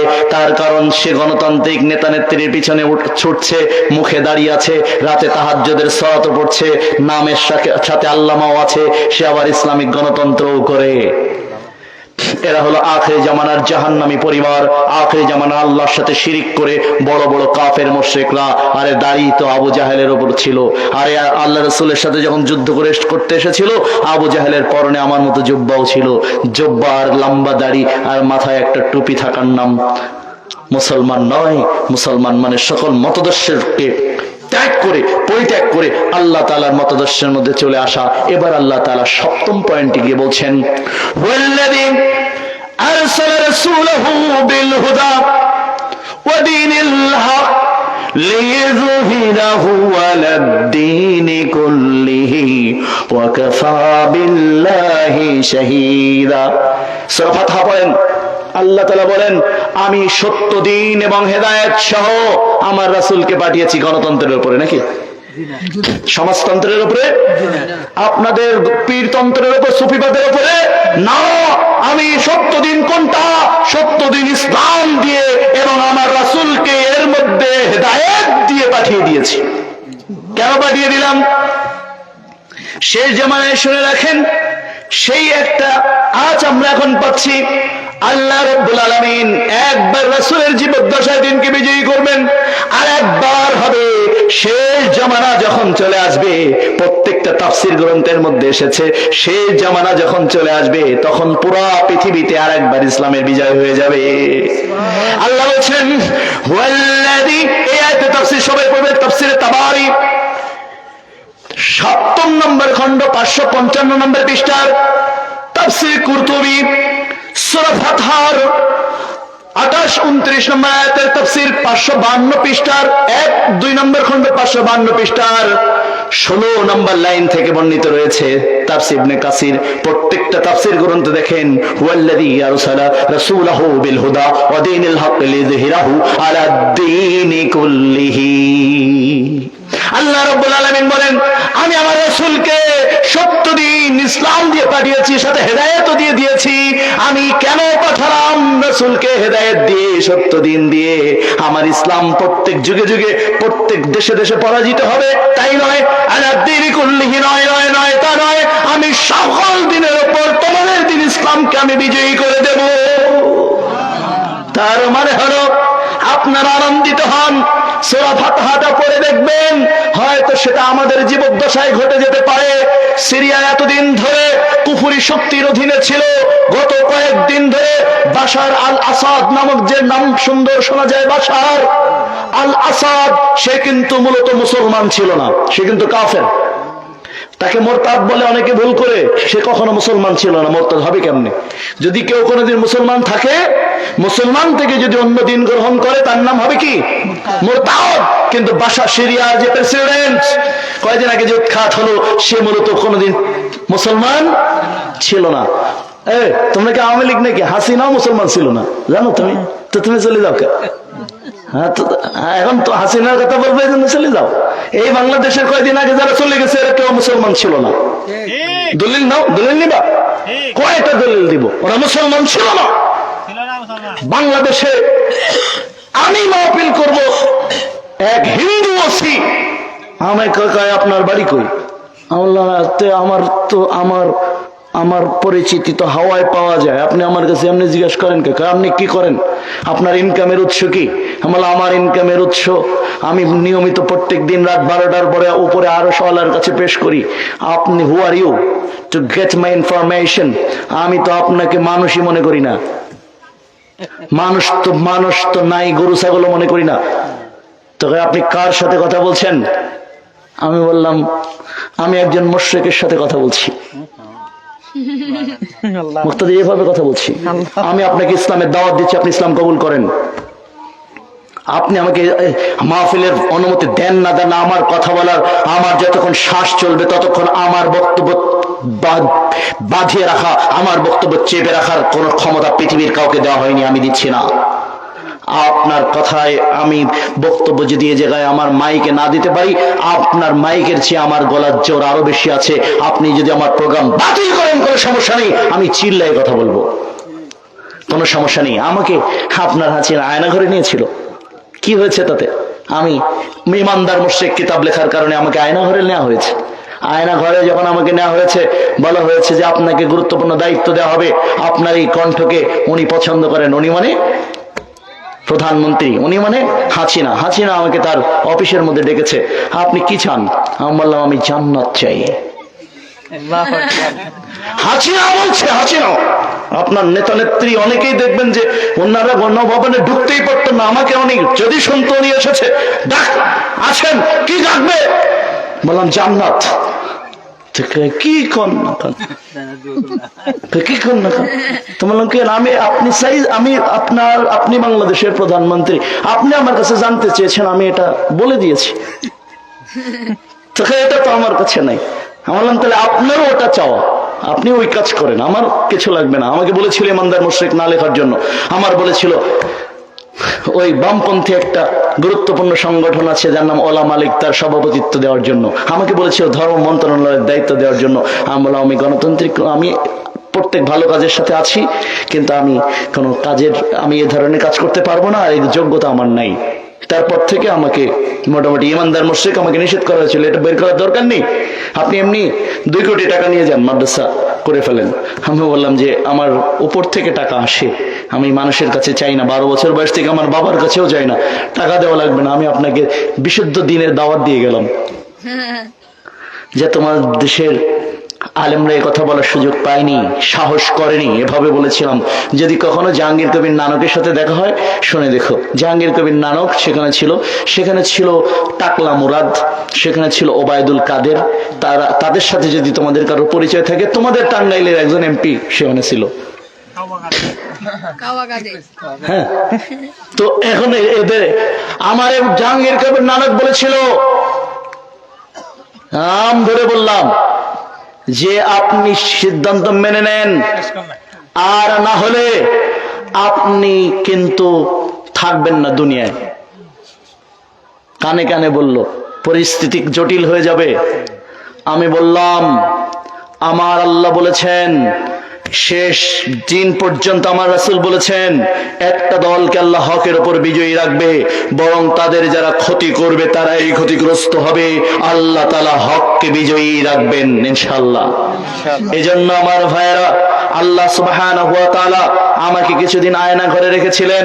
আয়না ঘরে রেখে সেখানে আমার ঈমানকে বাড়িয়ে নেওয়ার তৌফিক দিয়েছিলেন। আর যারা রেখেছিল তাদের আরো কুফরি শক্তি আল্লাহ বৃদ্ধি করে দিয়ে তাদেরকে পরাজয় ত্বরান্বিত করে নিয়ে এসেছেন। আমাদের প্রত্যেকটা সাজদা যখন মাটিতে পড়তো, ওই সময় মনে হতো না আমার সাজদা মাটিতে পড়ছে, মনে হচ্ছে স্বয়ং আরশের মালিক আল্লাহর পায়ে সাজদা করছি আমি। আমি অন্য সময় এই ফিলিংসটা আমার আসতো না, কিন্তু এই সময় ওরা আমার সেই সুযোগ করে দিয়েছে। আর আমাদের প্রত্যেকটা সাজদা, প্রত্যেকটা চোখের পানি তাওহীদ বিজয়ের জন্য যখন আমরা চেষ্টা করছিলাম, আমাদের প্রত্যেকটা চোখের পানি ওদের প্রত্যেকটা মুহূর্ত শাসন ব্যবস্থাকে ঘনিয়ে এসেছিল, নিচে নেমে নিয়ে আসছিল এবং ওদের পতনকে ত্বরান্বিত করেছিল। সেই জাতি আমরা, মনে রাখবেন। তো আল্লাহ সুবহানাহু ওয়া তাআলা এই কুফরি শক্তির ব্যাপারে বলছেন যে সেদিন এরা সবাই মিলে একদল হবে, সম্মিলিত কুফরি জোট। মানে শেষ জামানায় ওরা হবে ওরা আসহাবুশ শিমাল, ওরা হবে বামপন্থী। আল্লাহ বলেন না আসহাবুশ শিমাল, আল্লাহ তাআলা বলেন কি দুর্ভোগ পাবে এই বামপন্থীরা। আল্লাহ তাআলা এবার বলেছেন ওয়াসাবিকুন সাবিকুন, আর একটা দল হবে অগ্রবর্তী দল। তার মানে কিয়ামতের আগে একটা দল অগ্রবর্তী দল থাকবে, ওরা কোনো কিছুর পরোয়া করবে না, কোনো কিছুর পরোয়া করবে না। ওরা প্রত্যেকটা নেক কাজে সবার আগে থাকবে। সুবহানাল্লাহ। আজকে যখন সাদাকা করছিলেন আমি মাইকে শুনছিলাম, কিছু মানুষগুলো স্বপ্রণোদিত ভাবে সাদাকা করছে, দান করছে, মাহফিলে আগে আগে এসে বসেছে। প্রত্যেক নেক আমলের শুরুতেই তারা থাকবে। আল্লাহ রাব্বুল আলামিন তাদেরকেও প্রশ্ন, তাদেরকেও আল্লাহ তাআলা মাহরুম করেন নাই। আল্লাহ বলেন এরা হবে কিয়ামতের দিন এবং শেষ জামানায় সবচেয়ে অগ্রবর্তী দল। কিয়ামতের মাঠেও আমি ওদের আগে রাখবো। কোন আগে রাখবো, আগে কোথায় রাখবো? আল্লাহ তাআলা সূরা 10 নম্বর আয়াতে কারিমার মধ্যে বলেন উলাইকাল মুকাররাবুন, ওরা ওদের রবের কাছে থাকবে। সুবহানাল্লাহ বলবেন না? উলাইকাল মুকাররাবুন, আমার নেক কর্মপরায়ণ বান্দাগুলো দুনিয়া থেকে অনেক কষ্ট পরিশ্রম সহ্য করে নিয়েছে, এজন্য ওরা কিয়ামতের মাঠে যখন কিয়ামত কায়েম করে ফেলবো, ওই জাহান্নামীদের উপর যখন কিয়ামত কায়েম করে ফেলবো, তখন আমার অগ্রবর্তী দলগুলো উলাইকাল মুকাররাবুন, ওরা ওদের রবের কাছাকাছি চলে আসবে এবং ওদের রবের নিকটেই ওরা হাস্যোজ্জ্বল অবস্থায় থাকবে। ভাইরা, আর সেই নেক কর্মপরায়ণ দল আল্লাহ তাআলা প্রথমেই তাদের কথা বলছেন উলাইকা হিজবুল্লাহ, ওরা আল্লাহর দল। ওরা কি করবেন? কুতিবা আলাইকুমুল কিতাল, ওরা আল্লাহর রাস্তায় যুদ্ধ করবে। সুবহানাল্লাহ। তার মধ্যে অন্যতম হলো আল্লাহর রাস্তায় জিহাদ করবে। ওরা আল্লাহর রাস্তায় কি করবে? যুদ্ধ করবে। শেষ জামানায় আল্লাহর নবী বললেন একেবারে যুদ্ধ অবস্থায় থাকবে, ইমাম মাহদী এর মধ্যে চলে আসবে। কিন্তু তোমরা এটা পছন্দ করো না যুদ্ধকে। সূরা বাকারার 216 নম্বর আয়াত, ইন্নাল্লাহা আশতারা মিনাল মুমিনিনা আনফুসাহুম ওয়া আমওয়ালাহুম বিআন্না লাহুমুল জান্নাহ ইউকাতিলুনা ফী সাবিলিল্লাহ। আল্লাহ তাআলা তো প্রথম বৈশিষ্ট্য হিসেবে শেষ জামানার নবীর উম্মত যেটা করবে সেটা হলো ওরা আল্লাহর রাস্তায় যুদ্ধ করবে, নিজেরা মরবে, অপরকে মারবে এবং এর বিনিময়ে বিআন্না লাহুমুল জান্নাহ, এর বিনিময়ে আমি ওদেরকে জান্নাত লিখে দিলাম। যেমন কিছুদিন আগে বাংলাদেশের সাইফুল শের কাফেররা, আমরা যখন মুসলমান করতাম, আমার হাত দিয়ে 30 জনের পর্যন্ত মুসলিম ইসলাম গ্রহণ করেছে। আমি যখন ইসলাম গ্রহণ করতাম তখন এদের কাছে আমি এফিডেভিট করার জন্য পাঠাতাম, কোনো টাকা নিত না। আরেকজন আছে সরওয়ার, অ্যাডভোকেট সরওয়ার, এই ইসকন নামক সন্ত্রাসী সংগঠন এদেরকে টার্গেট করেছে, আমার গাড়িকে টার্গেট করেছে, একাধিকবার আমার গাড়িকে অ্যাক্সিডেন্ট করিয়েছে ইসকন সংগঠন। সামনে গাড়ি রেখে দিয়েছে, আমার গাড়িকে একদম চূর্ণ বিচ্ছিন্ন করেছে, কিন্তু আরশ থেকে আমার হায়াত শেষ করা হয়নি বলে আমি এখনো আপনাদের সামনে আছি। এই সাইফুলকে কয়েকদিন আগে হত্যা করা হয়েছে চট্টগ্রামের কোর্টের সামনে, আপনারা জানেন। বাংলাদেশের 90% মুসলমানের দেশ, অথচ মুসলমান জাতি জিহাদকে ভুলে গেছে, কিতালকে ভুলে গেছে, যুদ্ধকে ভুলে যাওয়ার কারণে এই ভারতের আধিপত্য আজও বাংলার জমিনে টিকে আছে। যদি আজকে জিহাদ থাকতো, আল্লাহ তাআলা কিয়ামত পর্যন্ত একটা দল হকের উপর যুদ্ধরত থাকবে। এটা সূরা তাওবার 9 নম্বর সূরা 111 নম্বর আয়াতে যেমন আল্লাহ বলেছেন, বাইহাকির 389 নম্বর হাদিস, এছাড়া মুসনাদে হাকিমের 546 নম্বর হাদিস, মুসনাদে আহমদের 11357 নম্বর হাদিস, 11368 নম্বর হাদিস, 11455 নম্বর হাদিস, 6351 নম্বর হাদিস, 6456 নম্বর হাদিস, বুখারী থেকে মুসলিম থেকে মিশকাতের 3 নম্বর খণ্ড 174 নম্বর পৃষ্ঠার 17 18 নম্বর থেকে একদম 179 82 83 84 85 86 87 88 পর্যন্ত আল্লাহ তাআলা এবং রাসূল সাল্লাল্লাহু আলাইহি ওয়াসাল্লাম পরিষ্কার ভাবে বলেছেন যে এই কিয়ামত পর্যন্ত একটা দল হকের উপর যুদ্ধরত থাকবে, কেউ ওদের ক্ষতি করতে পারবে না। আজকে যুদ্ধকে ভুলে গেছে মুসলমান, এজন্য শেষ জামানায় একদল যোদ্ধা দল থাকবে, একথা আল্লাহ রাসূল ভবিষ্যৎবাণী করেছেন, আল্লাহ তাআলা নিজেও বলেছেন। এজন্য আপনাদেরকে প্রস্তুত হতে হবে। ভার আল্লাহ নাসাইর 3178 নম্বর হাদিস মুক্তাদির দেখবেন, আল্লাহ নবী ইনসানি শেষ জামানায় একদল দুটা দল থাকবে, হারামাল্লাহু আল্লাহু জাল্লা আলান নার, যাদের উপর আল্লাহ জাহান্নামকে হারাম রাখবেন, যাদের উপর আল্লাহ জাহান্নামকে হারাম রাখবেন, যাদের উপর আল্লাহ জাহান্নামকে হারাম রাখবেন। সেটা হলো আপনাদের জন্য সৌভাগ্য, যা সৌদি আরবের হবে না, সিরিয়ার হবে না, অন্যদের হবে না। আল্লাহ রাসূল বলছেন, যারা ভারতের বিরুদ্ধে যুদ্ধ করবে তাদের জন্য আল্লাহ জাহান্নামকে হারাম করবেন। সুবহানাল্লাহ। এটা ইউনুসকে আপনারা জানিয়ে দিন, আপনি ই করছেন, এটা ই করে জানিয়ে দিন। নাসাইর হাদিস, ইউনুস সাহেব আপনার সেনাবাহিনী লাগবে না, খালি নাসাইর এই হাদিস অনুযায়ী বাংলাদেশের মুসলমানদের একবার আদেশ জারি করেন, আমরা 18 কোটি মুসলমান বর্ডারকে ঘিরে নিয়ে ভারতকে বিজয় করার মতো শক্তি সামর্থ্য আমাদের আছে। আপনারা বলবেন ভারতের শক্তি আছে, ভারতের ল্যান্ড এরিয়া আছে, ভারতের সৈন্যবাহিনী আছে, ভারতের মরণাস্ত্র আছে, আর আমাদের কাছে ঈমান আছে। মুসলমান যুদ্ধ করে ঈমান দিয়ে অস্ত্র দিয়ে নয়। অতএব আমরা ভারতকে পরাজিত করে ইসকনকে জাহান্নামে পাঠিয়ে, মোদীর দুষ্টিকে জাহান্নামে পাঠিয়ে আবার ভারতবর্ষ বিজয় করার মতো শক্তি সামর্থ্য আছে। এর বিনিময়ে আল্লাহ আমাদের জাহান্নামকে হারাম করে দিয়েছেন। অতএব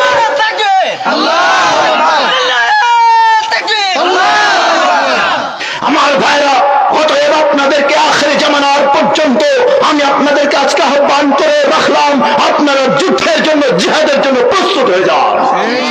আল্লাহ তাআলা বলেন, ইন্নাল্লাহ আশতারা মিনাল মুমিনিনা আনফুসাহুম ওয়া আমওয়ালাহুম বিআন্না লাহুমুল জান্নাহ। তোমাদের আমার জন্য যুদ্ধ করে যাদের জান দিতে হবে, মাল দিতে হবে, বিআন্না লাহুমুল জান্নাহ, তোমরা জান্নাত মাল দাও, আমি তোমাদের জান্নাত দিয়ে দেব। বিআন্না লাহুমুল জান্নাহ, আমি তোমাদের জান্নাত দান করব। আমার ভাইরা, তোমরা জান্নাতের জন্য, যুদ্ধের জন্য প্রস্তুত হয়ে যাও। বাংলাদেশের হিন্দুরা বাংলাদেশে থাকবে, নিরাপদে থাকবে, কিন্তু বাংলার মুসলমানের উপর চোখ রাঙিয়ে নয়। ইসকন বাংলাদেশে থাকতে পারে না। ইসকনকে হয় ভারতে যেতে হবে, না হয় জাহান্নামে যেতে হবে। বাংলার মুসলমান জিহাদের মাধ্যমে, যুদ্ধের মাধ্যমে ইসকন এবং তার দোসরদের জাহান্নামে পাঠাতে প্রস্তুত হয়ে আছে। এর জন্য আমরা ইসকনকে আমরা ইসকন মনে করি না। ভারতের ভূখণ্ডে যুদ্ধ করতে যাওয়ার আগেই আমরা বাংলাদেশের ভারতের দোসর ইসকনের ওপর জিহাদ চালাবো, আর এর বিনিময়ে আমরা আল্লাহর কাছে জান্নাত চাইবো। ইউনুসের কাছে পদ পদবি চাবো না, টাকা চাবো না, আমরা চাবো তোমরা যুদ্ধের জন্য ঘোষণা দাও। কি দেব? আর আপনাদের কাজ হলো প্রস্তুত থাকা। কারণ আল্লাহ তাআলা এবার বলেন, আখিরি জামানার নবীর বৈশিষ্ট্য শোনেন। কোরআন বলছে কয়টা শোনাবো, এমন একটা বিষয় আজকে ওটা দরকার ছিল 9টায়, তাহলে আখিরি জামানার এগুলো আপনাকে সুন্দর করে বোঝানো যেত। আল্লাহ তাআলা নিজেই বলেন, মুহাম্মাদুর রাসূলুল্লাহি ওয়াল্লাযীনা মাআহু আশিদ্দাউ আলাল কুফফার। শেষ জামানায় মুহাম্মদ সাল্লাল্লাহু আলাইহি ওয়াসাল্লাম এবং তার উম্মতের শ্রেষ্ঠত্বের আরেকটা কারণ হবে মুহাম্মাদুর রাসূলুল্লাহ। আল্লাহ নিজেই নাম ধরেছেন ওয়াল্লাযীনা মাআহু, মুহাম্মদ ইসলাম এবং তার অনুসারীরা, হুয়া শিদ্দাউ আলাল কুফার, তারা কাফেরদের প্রতি কোনো নমনীয়তা প্রদর্শন করবে না, কাফেরের প্রতি তারা থাকবে কঠোর। ইসকন সহ যত কুফরি সংগঠন আছে সমস্ত কাফেরদের উপর মুসলমানরা কখনো নমনীয় থাকবে না, তাদের নীতি গ্রহণ করবে না, তাদের মূর্তিকে মেনে নেবে না, তাদের মূর্তির অনুকরণ করে জনকের আর ঘোষকের মূর্তি তৈরি করবে না। মূর্তি পূজাকে মুসলমান ঘৃণা শুধু করেই না, মূর্তিকে ভেঙে গুড়িয়ে দেওয়ার জন্য মুসলিম জাতির জন্ম হয়েছে। মূর্তি মানবে মানে নবী রাদিয়াল্লাহু আনহু قال قال رسول الله صلى الله عليه وسلم كل مصور في النار يجعل له بكل سورة صورها فيعذبه في جهنم। বুখারী 3 নম্বর খণ্ড 125, 2 নম্বর খণ্ড 125 পৃষ্ঠা 2 নম্বর লাইনের হাদিস। আল্লাহ নবী বললেন প্রত্যেক মূর্তি ছবি প্রস্তুতকারী কিয়ামতের দিন জাহান্নামে চলে যাবে। তার মানে হাসিনার গোষ্ঠী সব জাহান্নামে যাবে। কেন?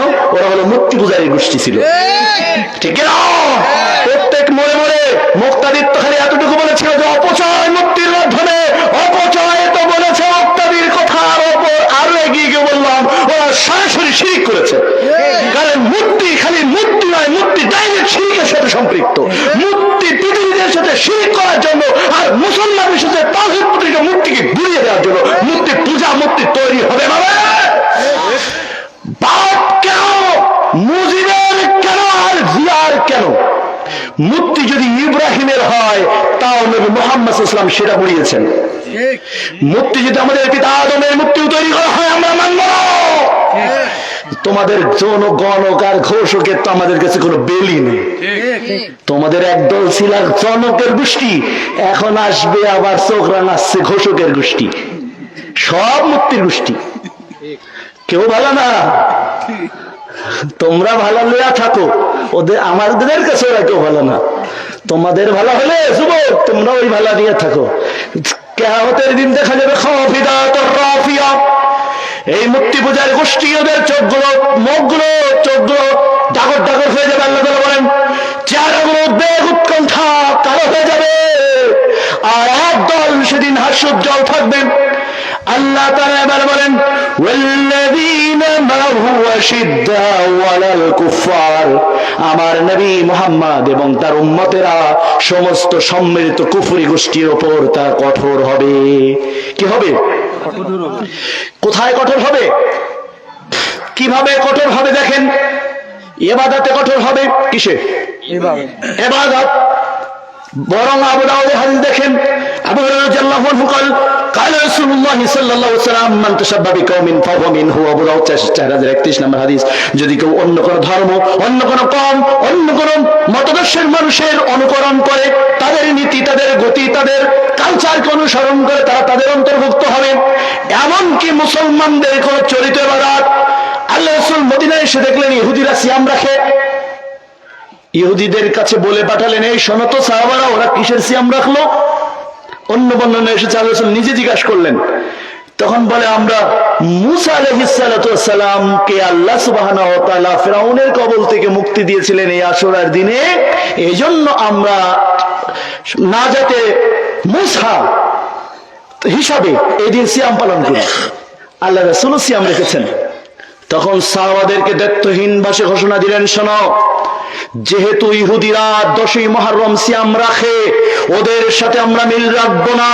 আগামী বছর আল্লাহ যদি আমাকে বাঁচিয়ে রাখে, তাহলে আমরা 9-10 মিলিয়ে সিয়াম রাখবো। তার মানে ইবাদতের ক্ষেত্রে ওদের বিরোধিতা হবে, ইবাদতের ক্ষেত্রে ওদের সামঞ্জস্য থাকবে না।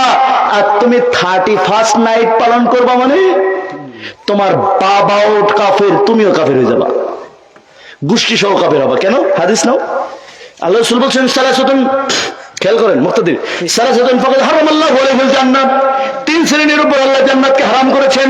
এরসাদ দায়ুসু ওমান দায়ুস ইয়া রাসূলুল্লাহ আল্লাযী ইউকিরু আহলাল খাবাসা। আল্লাহর নবী বললেন যে তার পরিবারে যে কোনো অন্যায় মেনে নিয়েছে সে হলো দায়ুস। এতদিন তো আমাদের হুজুররা দায়ুস শিখাইছে, যার বউ বেপরদায় থাকে সে দায়ুস, তাই না? আমাদের হুজুর এটা শিখাইছে না আমাদের। কিন্তু আল্লাহর রাসূল বলেন, খেয়াল করেন হুজুর মুক্তাদির, আল্লাযী ইউকিরু আহলাল খাবাসা, যে তার পরিবারের যে কোনো খাবাসা মেনে নিয়েছে, পাপকে মেনে নিয়েছে, অন্যায়কে মেনে নিয়েছে, গুনাহকে মেনে নিয়েছে, যে কোনো গুনাহ পরিবারের ক্ষমতা থাকা সত্ত্বেও, বাবা অথবা দাদা অথবা স্বামী সে থাকা সত্ত্বেও পরিবারের যে কোনো পাপ যদি তার পরিবারে ঘটে এবং সে যদি সে ঠেকায় না ঠেকায়, ফাকাদ হারামাল্লাহু আলাইহিল জান্নাহ, আল্লাহ তার উপর জান্নাতকে হারাম করেছেন। তার মানে 31st নাইট পালন করবে খ্রিস্টানের বাচ্চা, 31st নাইট পালন করবে, পহেলা বৈশাখ পালন করবে, 21শে ফেব্রুয়ারি পালন করবে, 16ই ডিসেম্বর কাল পালন করবে, আর পহেলা বৈশাখ পালন করবে খ্রিস্টানের বাচ্চা, ইহুদির বাচ্চা, ভারতের বাচ্চা, মোদির বাচ্চা, হাসিনার বাচ্চা। তোর বাচ্চা পালন করবে মানে আল্লাহ ইউকরাহুল খাবাসা, যে করবে তার বাচ্চা সহ সে জাহান্নামে যাবে। আল্লাহ রাসূল বলেন জান্নাতে যাবে না, ফাকাদ হারামাল্লাহু আলাইহিল জান্নাহ। 31st নাইট পালন করবে ইহুদির বাচ্চা, খ্রিস্টানের বাচ্চা, ওরা করেও ফটকা ফুটায়, তারপরে হচ্ছে নাচ গান মদ খায়। এটা কোন মুসলমানের অভ্যাস নয়, কুত্তার অভ্যাস না, শুয়োরের অভ্যাস না, এটা হলো কাফেরের অভ্যাস। কার অভ্যাস? মান তাশাব্বাহা বিকাওমিন ফাহুয়া মিনহুম। আবু দাউদ 4031 হাদিস মুক্তাদি। অতএব তোমার দায়িত্ব হলো কুফফারদের সমস্ত নীতি বর্জন করতে হবে, এটাই হলো মুসলমানদের দায়িত্ব, কর্তব্য। আপনি নাইট পালন করবেন মানে 31st নাইট, এই তো কয়েকদিন পরে করবেন আপনি। 25 ডিসেম্বর বড়দিন। কার বড়দিন? তোমার বাবার বড়দিন? কিসের বড়দিন আবার? সবচেয়ে ছোট দিন। কত মূর্খেরা! পুরো 12 মাসের মধ্যে সবচেয়ে ছোট দিন হলো 25শে ডিসেম্বর। এই মূর্খর গোষ্ঠী আছে, এর নাম বড়দিন। দেখো কতটা মূর্খ এরা! মানে টোটাল 12 মাসের মধ্যে 25শে ডিসেম্বর সবচেয়ে ছোট দিন। এটা খোঁজ নিয়ে দেখেন আপনারা, এই দিনের নাম রাখছে বড়দিন। তার মানে ওদের কথার মধ্যে কতটা মূর্খতা আছে। সবচেয়ে ছোট দিন রাখছে ওরা কি সবচেয়ে বড় দিন, এটার না ওরা মূর্খ। কারণ নয়তন আমাদের দেশে বেদাতি মূর্খরা যেমন বলে না, নয়তন আসমা গাদান মিন শাহরি রমাদান আল মুবারক ফাদলাকা ইয়া আল্লাহ ফাতাকাব্বাল মিন্নি ইন্নাকা আনতাস সামিউল আলিম। ওরা যে মূর্খ, ওদের নিয়তের মধ্যেই তাই চলে আসে, বলা লাগবে না ওরা মূর্খ। ওদের নিয়ত বলে দেয় ওরা গাধা, ওরা ছাগল, ওরা ননসেন্স, ওরা ইডিয়েট, ওরা পড়ালেখা জানে না, ওদের গোষ্ঠী সহ মূর্খ। কারণ কি অনুবাদ করে শোনো, কেন মূর্খ বললাম? বেদাতিরা খেপে যেও না, কারণ তোমার খেপার জন্য বলিনি, তোমার বিরুদ্ধে বলিনি, তোমার ধর্মের নামে অধর্মের বিরুদ্ধে বললাম কথাটা, তোমাদের ইবাদতের সুন্নাতের নামে বেদাতের বিরুদ্ধে বললাম। নয়তন বুঝলাম, নয়তন নিয়াত করলাম। আসুমা মানে কি? সিয়ামের। নয়তন আসুমা মানে আমি সিয়ামের নিয়াত করলাম। গাদান আগামীকালকে, তার মানে প্রত্যেক দিন সাহারির পরে ওরা নিয়াত করে পরের দিন সিয়ামে। তাহলে আজকে সিয়াম তোর বাপে রাখবে? তুই বল নয়তন আসুমা ইয়াওমা, আমি আজকে সিয়াম রাখলাম, তাহলে বুঝতাম যে না ঠিক আছে। নয়তন আসুমা গাদান, আমি সিয়াম রাখার নিয়াত করলাম আগামীকাল, তো আজকে সিয়াম তোমার বাপ। তুমি সাহারির সময় কো আগামীকাল, তো সাহারির সময় তো সকাল শুরু হয়ে গেছে, কিন্তু সকাল তোর আবার অনেকে আমাদের দেশে তো বেদাতিরা ফজরের সালাতের পরে পড়ায় নয়তন আসমা গাদান মিন শাহরি রমাদান আল মুবারক ফাদলাকা ইয়া আল্লাহ ফাতাকাব্বাল মিন্নি ইন্নাকা আনতাস সামিউল আলিম। তোমরা সবাই রমজান মাসের সিয়ামের নিয়াত করো, কারণ সিয়াম ছাড়া নিয়াত ছাড়া কিন্তু রোজা হবে না। আমরাও বলি রোজা হবে না, কিন্তু তুমি তো বেদাতির গোষ্ঠী আগামীকালে সিয়াম রাখো, তাহলে আজকে থেকে রাখবে। আবার সবচেয়ে মজার ব্যাপার, যদি 30তম রোজা হয় তাহলে ওরা সিয়ামের নিয়াত করে ঈদের দিন। আপনারা কি বুঝতে পারেননি কথা? ঈদের মানে সিয়াম 30তম দিন, 30তম দিনে ও সিয়ারি করতে উঠলো, সাহারি করতে উঠে কয় নয়তন আসমা গাদান, আমি সিয়াম রাখার নিয়াত করলাম ঈদের দিন। তো ওরা ডবল নাকি পাবে না? আমরাও তো বলি হ্যাঁ নিয়াত ফরজ, নিয়াত গুরুত্বপূর্ণ জিনিস। তোর নিয়াত তো তোর মূর্খ বানাইছে, তোর নিয়াত তো তোর হারাম দিনে সিয়াম রাখার নিয়াত করাই দিছে।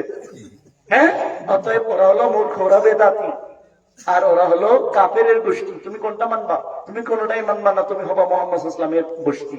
মুহাম্মদ সাল্লাল্লাহু আলাইহি ওয়াসাল্লাম বলছেন ওয়াল্লাযীনা মা হুয়া শিদ্দা ওয়ালাল কুফার, মুহাম্মদ সাল্লাল্লাহু আলাইহি ওয়াসাল্লাম এবং তার শেষ জামানার উম্মতরা কুফারদের উপর সর্ব অবস্থাতেই কঠোরতা অবলম্বন করবে। সুবহানাল্লাহ।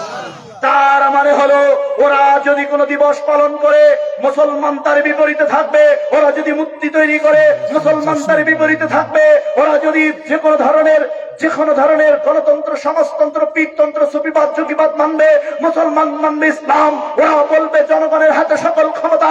মুসলমান সূরা মুলক প্রত্যেক রাতে তেলাওয়াত করবে, তাবারাকাল্লাযী বিয়াদিহিল মুলক ওয়া হুয়া আলা কুল্লি শাইইন কাদির। বরকতময় সেই সত্তা যার হাতে রয়েছে সকল ক্ষমতা। ওরা ওদের নেতা, নেত্রী, পীর সকলকে বর্জন করে আল্লাহর রাজত্ব জমিয়ে কায়েম করবে, ঠিক কিনা? অতএব তখন হবে তোমরা মুসলমান। আর এই মুসলমানের উপর আল্লাহ তাআলা নিজেই প্রশংসা করে বলেছেন, আল্লাযীনা মাহু আশিদ্দাউ আলাল কুফফার রুহামাউ বাইনাহুম। শেষ জামানায় একদল মানুষ থাকবে, তারা নিজেদের উপর অত্যন্ত রহমশীল হয়ে যাবে। নিজেদের প্রতি কি হবে? নিজেদের প্রতি কি হবে বলেন? রহমশীল। খুব খেয়াল করেন। আর আবি হুরায়রা রাদিয়াল্লাহু আনহু قال قال رسول الله صلى الله عليه وسلم عادة لعبادي الصالحين ما رأيتم عادة لعبادي الصالحين ما رأيتم ولا سمعت أذن ولا خطر بقلب البشر عادة لعبادي الصالحين ما رأيتم ولا سمعت أذن ولا خطر بقلب البشر বুখারী 3244 এবং 4779 নম্বর হাদিস থেকে জাতির উদ্দেশ্যে রাত 12:25 সরাসরি বুখারীর হাদিস থেকে 3244 নম্বর হাদিস থেকে রাত 12:25 সরাসরি সম্প্রচার করে শোনানো হচ্ছে। আল্লাহ নবী বললেন, জানো জান্নাত কেমন? মারাতাইনুন ওয়ালা সামিয়াত উজুনুন। তোমাদের চাও কোনোদিন শোনেনি, তোমাদের কান কোনোদিন শোনেনি, তোমাদের চোখ কোনোদিন দেখেনি। জান্নাতের মাটিগুলো স্বর্ণের, রৌপ্যের, চাঁদির। জান্নাতের চামচগুলো হবে স্বর্ণের। জান্নাতের যে সমস্ত মেহমানদারি হবে, সেই মেহমানদারি হবে আল্লাহর পক্ষ থেকে। সালামুন কাওলাম মির রাব্বির রহিম। তোমাদের রহিম তোমাকে এসে সালাম বলবে। মারাতাইনুন ওয়ালা সামিয়াত উজনুন, যা তোমাদের কান কোনোদিন শোনেনি। আল্লাহ নিজেই বলবেন, সালামুন কাওলাম মির রাব্বির রহিম। তোমাদের রবের পক্ষ থেকে তোমাদের হবে সালাম। খুব খেয়াল করেন, আমি খুব দ্রুত শেষ করে দেব কারণ রাত গভীর হয়ে গেছে। আল্লাহ তাআলা বলেন ওয়ালা সামিয়াত, আল্লাহ নবী বললেন ওয়ালা সামিয়াত উজনুন, তোমাদের চোখ কোনোদিন দেখেনি, তোমাদের কান শোনেনি। ওয়ালা খাতারা বিকলবিল বাশার, তোমাদের অন্তরাত্মা কখনো কল্পনা করেনি। আল্লাহর নবী সাল্লাল্লাহু আলাইহি ওয়াসাল্লাম তখন আখিরে জামানার উম্মতের বৈশিষ্ট্য বর্ণনা করতে গিয়ে 4টা হাদিস বললেন। খুব 5 মিনিটে 4টা হাদিস অনুবাদ করি। আল্লাহ রাসূল বলেন, عتبة بن غزوة رضي الله عنه قال قال رسول الله صلى الله عليه وسلم عتبة بن غزوة إن من أرائكم زمن الصبر للمتمسك فيه 50 شهيدا منكم قيل يا رسول الله ومنهم قال لا بل منكم قيل يا رسول الله ومنهم قال لا بل منكم قيل يا رسول الله أو منهم قال لا لا لا بل منكم سبحان الله। শেষ জামানায় কিছু উম্মত আমার সুন্নাতগুলো দৃঢ়ভাবে আঁকড়ে ধারণ করবে যারা, তখন হবে সবরের জামানা। তখন আমার উম্মতের জন্য সবরের জামানা হবে। মা বোনরা খুব খেয়াল করে শোনেন, আমার আম্মারা খেয়াল করে শোনেন। সবরের জামানা হবে, সর্বক্ষেত্রে ওদের সবর করতে হবে, বিভিন্ন ক্ষেত্রে ওদের সবর করতে হবে। মানুষগুলো কঠোর থাকবে, কঠোর ব্যাপার, কঠোরের মধ্যে তাদের সবর করতে হবে। ইবাদত গুলো করবে, সুন্নাতের নামে চলবে বেদাত, এর মধ্যে ওরা বেদাত গুলো না করে সবর করতে হবে। হারামের রাজ্যে ওরা বসবাস করবে, হারাম না খেয়ে ওদের সবর করতে হবে। তাওহীদের নামে শিরিক চলবে, শিরিকের নামে, ইবাদতের নামে শিরিক চলবে, এখানে তারা ওই শিরিক গুলো না করে ওদেরকে সবর করতে হবে। আমার সুন্নাত, এরপরে আমার বিশুদ্ধ সুন্নাত গুলো যখন আঁকড়ে ধরবে, সবরের পর ইন্না মিন নারাইকুম জামানা সাবরিল লিল মুতামাসসিকি ফিহি, এই সবরের পর আমার সুন্নাতকে যখন আঁকড়ে ধরবে, 50 শাহীদা মিনকুম সাবারা, আমার শেষ ইলমি আখিরি জামানার আমার উম্মতের। এই কারণে আল্লাহ তাআলা আমার ওই জগতের ওই সময়ের উম্মতকে একজনকে 50 জন সাহাবার শহীদের মর্যাদা দান করবে। ভাবতে পারেন কেন? কারণ আল্লাযীনা মা'আসাদান নাস মিন বাদি মিন সুন্নতি, তারা নিজেরাও সুন্নাত কায়েম করবে এবং হারিয়ে যাওয়া সুন্নাত গুলোকে পুনঃপ্রতিষ্ঠিত করবে। তিরমিজি 2641 নম্বর হাদিস। খুব খেয়াল করেন আমার ভাইয়েরা, আল্লাহ নবী বললেন তারা 50 জন শহীদের সাহাবা, শহীদ হলে যত মর্যাদা আল্লাহ ওদের শেষ জামানায় এত মর্যাদা দান করবে। সাহাবারা বললেন, রাসূল এটা কি তাদের মধ্যকার 50 জন শহীদের মর্যাদার কথা বললেন? না, আমি তোমরা মানে আমার সাহাবারা 50 জন শহীদ হলে যত মর্যাদা আমি সেটার কথা বলেছি। সাহাবারা আবার মনে করলেন যে আল্লাহ রাসূল উল্টে বলে গেছে, মানে বলতে কি স্লিপিং অফ টাং যেটাকে বলা হয় না, মানে এটাকে বাংলায় কি বলা হয়, মুখ ফসকে বলে গেছে যে ওনাদের বলতে কি আমাদেরটা বলে ফেলেছে। সাহাবারা বলছে, আল্লাহ রাসূল শুনেন, ওই যে ওরা 50 জন শহীদ হলে যত মর্যাদা এটা পাবে না? না, আমি তোমরা 50 জন শহীদ হলে যত মর্যাদা না, আমার শেষ জামানার উম্মতকে আল্লাহ এত মর্যাদা দিয়ে দিবে। সহিহ জামে 2234 নম্বর হাদিস। সাহাবারা নড়ে চড়ে বসলেন, বলেন কি আল্লাহ রাসূল? আল্লাহ রাসূল বলেন, হ্যাঁ, আমাকে দেখিনি কিন্তু আমার উপর ঈমান এনেছে। আরে তোদের উপরে এক সালাম, আমার এক সালাম, আর শেষ জামানার আমার ওই ভাইদের জন্য 7 সালাম। আমাকে দেখিনি, আল্লাহকে দেখেনি, না দেখো আমার সুন্নাতের উপর দৃঢ় থাকবে। সুবহানাল্লাহ। আমার ভাইয়েরা, তারা ইমাম মাহদীর সাথে মিশে যাবে। আসাই ওই হাদিসটা শেষ করে দিই। আল্লাহ নবী বললেন, ওয়া ঈসা ইবনে মারইয়াম, এবং যে দল ঈসা ইবনে মারইয়ামের সাথে মিশে যাবে, ঈসা ইবনে মারইয়ামের দলে অন্তর্ভুক্ত হবে, এই দুই দলকে শেষ জামানায় আল্লাহ জাহান্নাম থেকে মুক্ত রাখবে। তার মানে ঈসা ইবনে মারইয়ামের সাথে যারা যুক্ত হবে, আর একটা দল ঈসা ইবনে মারইয়ামকে পাবে না। কিন্তু ভারতের সাথে যদি পৃথিবীর যে কোনো দেশ থেকে এসে যদি ভারতের বিরুদ্ধে যুদ্ধে ওরা অংশগ্রহণ করে, যে যুগেই হোক, যদিও সালাফি আহলে হাদিস ভাইদের একটা ভুল আছে, যারা মনে করে এই যুদ্ধ হয়ে গেছে, কিন্তু জেনে রাখবেন এই যুদ্ধ হয়েছে, আরো হবে, মানে কিয়ামত পর্যন্ত এটা বিস্তৃত থাকবে। এই হাদিসটা, এই হাদিসটিকে সংকীর্ণ করার সুযোগ নেই। যারাই এই ভারতের বিরুদ্ধে কিয়ামত পর্যন্ত হক বিজয়ের জন্য, তাওহীদ প্রতিষ্ঠার জন্য যুদ্ধ করবে, তারাই জাহান্নামের আগুন থেকে হেফাজত পাবে। আর একটা দল হলো ঈসা ইবনে মারইয়ামের সাথে মিশে যাবে। আর একটা দল হলো যারা 50 জন শহীদের মর্যাদা ঘরের মধ্যে বসে বসে পেয়ে যাবে, যারা এই জামানায় আমার রাসূলের বিশুদ্ধ সুন্নাত গুলো যথাযথ আঁকড়ে ধরে আমল করতে থাকবে। এবার আল্লাহর নবীর সাহাবা বললেন, বুঝলাম, চোখ কোনদিন দেখেনি, কান শোনেনি, আপনি বললেন ওয়ালা খাতরা, বুখারীর রায়াত, ওয়ালা খাতরা বিকলবিল বাশার, তোমাদের হৃদয় কল্পনা করেনি। আপনি বলুন আল্লাহ রাসূল, সহজ সাপটা জান্নাতে যাব কেমন করে? এই সহজ সাপটা হাদিসটা নকল করে চরমনাইরা তরিকা বানাইছে 126 তরিকা। তার মধ্যে চরমনার তরিকা হলো সবচেয়ে শর্টকাট তরিকা। আল্লাহ রাসূল আরো শর্ট করে দিলেন, না 126 তরিকা দরকার নেই, তোরা 4 তরিকায় জান্নাতে চলে যাবি। সুবহানাল্লাহ বলবেন না? আল্লাহ নবী বললেন 4 তরিকা। কয় তরিকা? 4 তরিকায় জান্নাত সহজ। কত বড় যুদ্ধের তরিকা! তোমরা যখন মানুষের সাথে ভদ্রচিত কথা বলবে, নরম ভাবে কথা বলবে, মানুষকে গাল বন্ধ করে কথা বলবে না, কটাক্ষ করে কথা বলবে না, সমালোচনা করবে না, গীবত করবে না, মানুষকে সম্মান বুলন্দ করবে, মানুষকে ইজ্জত করবে, সম্মান করবে। আচ্ছা, মুখের ভাষাকে নরম করবে, ভদ্রচিত আচরণ করবে, এই মানুষগুলো যে কোনো মূল্যে জান্নাতে ঢুকে যাবে। তিরমিজি হাদিস। আতাবাল কালামা 4 তরিকা। ওয়াতা আতওয়াম, মানুষকে খাওয়াবো, বিড়ি খাওয়াইও, তাই খাও, যে বিড়ি টানতে টানতে বিড়ি খাওয়াবো, হালাল খাও। পানের সাথে জর্দা ভাগাভাগি করে খাবা, জাহান্নামে যাইতে হবে না। জর্দা, বিড়ি, সিগারেট গুল ভাগাভাগি করে খেও না, তোমরা পানি ভাগাভাগি করে খেও। তোমাদের জমিটা ভাগাভাগি করে, যার জমি নাই তার জমি দিও, যার খাবার নাই তার খাবার দিও, যার টাকা নেই তার টাকা ভাগাভাগি করে নিও। মানুষকে খাওয়াও, মানুষকে খাওয়াতে পারলেই আল্লাহ নবী বললেন সে জান্নাতে যাবে। খাওয়াতে পারলেই জান্নাত। যাবেন না? খাওয়াবো তো, বিড়ি খাওয়া না, হালাল খাওয়া। কি খাওয়াবা? তুমি হালাল খাবা ভাই, না খেয়ে থাকো। কম খেলে মানুষের রোগ কম হয়, কম খেলে ইবাদতের স্পিড বাড়ে। আচ্ছা, তোমাদের কি মনে হয় যে 1450 বছর আগে আল্লাহর অনেক অভাব ছিল, এই জন্য মুহাম্মদ সাল্লাল্লাহু আলাইহি ওয়াসাল্লামকে অযথা খোদায় কষ্ট দিছে? আল্লাহর অনেক অভাব ছিল ওই সময়, এখন ধনী হয়ে গেছে। আর ইলন মাস্টার্সের যুগে আল্লাহ ধনী হয়ে গেছে। আল্লাহ বলে, আনতুম হুমুল ফুকারা, দুনিয়ার মানুষ শোনো, তোমরা সবাই আল্লাহর দরবারের ফকির।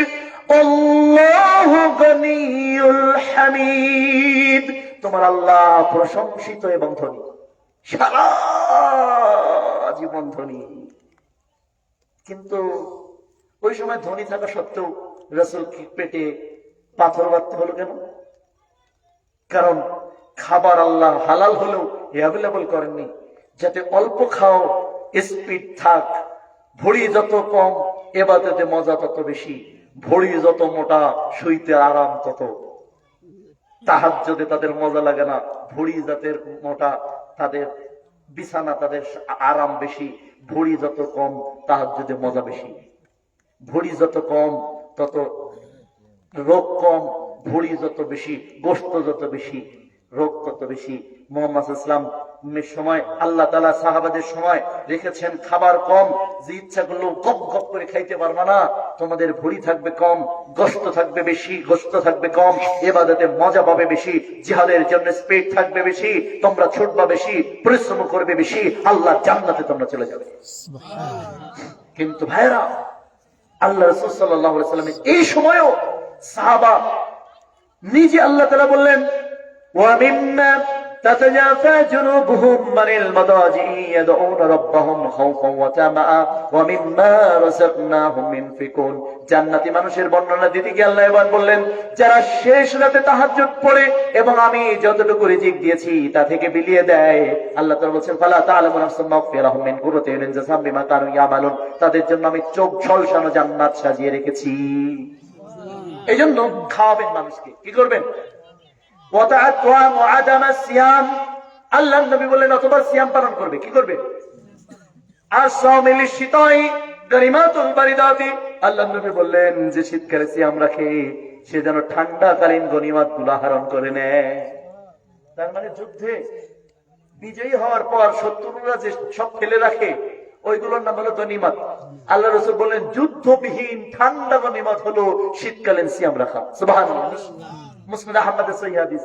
এই জন্য শীতকালে সিয়াম রাখবেন, জান্নাতে চলে যাবেন, বুঝে যাবেন জান্নাতে। ওয়া আদামা সিয়াম, যারা সিয়াম পালন করবে মা বোনেরা শোনেন, যাদের বাচ্চা হয় না, যাদের বিয়ে হয় না, বিয়ে হয়েছে কিন্তু স্বামী ভালোবাসে না, স্বামী ভালোবাসে কিন্তু শাশুড়ি দাজ্জাল, শাশুড়ি ভালোবাসে কিন্তু শ্বশুর বেটা মুনাফিক, সব ঠিক আছে কিন্তু বাচ্চা হয় না, কি করবেন?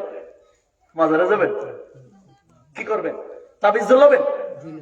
আল্লাহ নবী বললেন, মা বোনেরা শুনুন, দিনী ভাইয়েরা শুনুন, বড় রোগে আক্রান্ত, ব্যবসায় বরকত নাই, দোকানে তাবিজ ঝুলাই দেয় ছাগলের গোষ্ঠী, মূর্খ নাকি?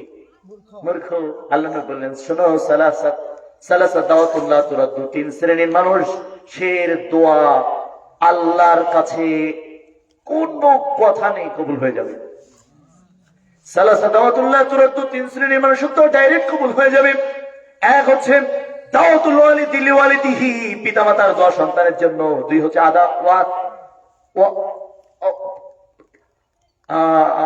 সালাসা দাওয়াতুল্লাহ তুরাদ্দু, দাওয়াতুল ওয়ালিদি লিওয়ালিদিহি, দাওয়াতুস সাইম, দাওয়াতুল মুসাফির, দাওয়াতুল মাজলুম। আল্লাহ নবী বললেন, সিয়াম পালনকারী সিয়ামরত অবস্থায়, তার মানে সেই সুবে সাদেক থেকে শুরু করে সূর্যাস্ত পর্যন্ত যতক্ষণ সে সিয়ামরত থাকবে ততক্ষণ যা বলবেন তা কবুল হবে। সুবহানাল্লাহ বলবেন না?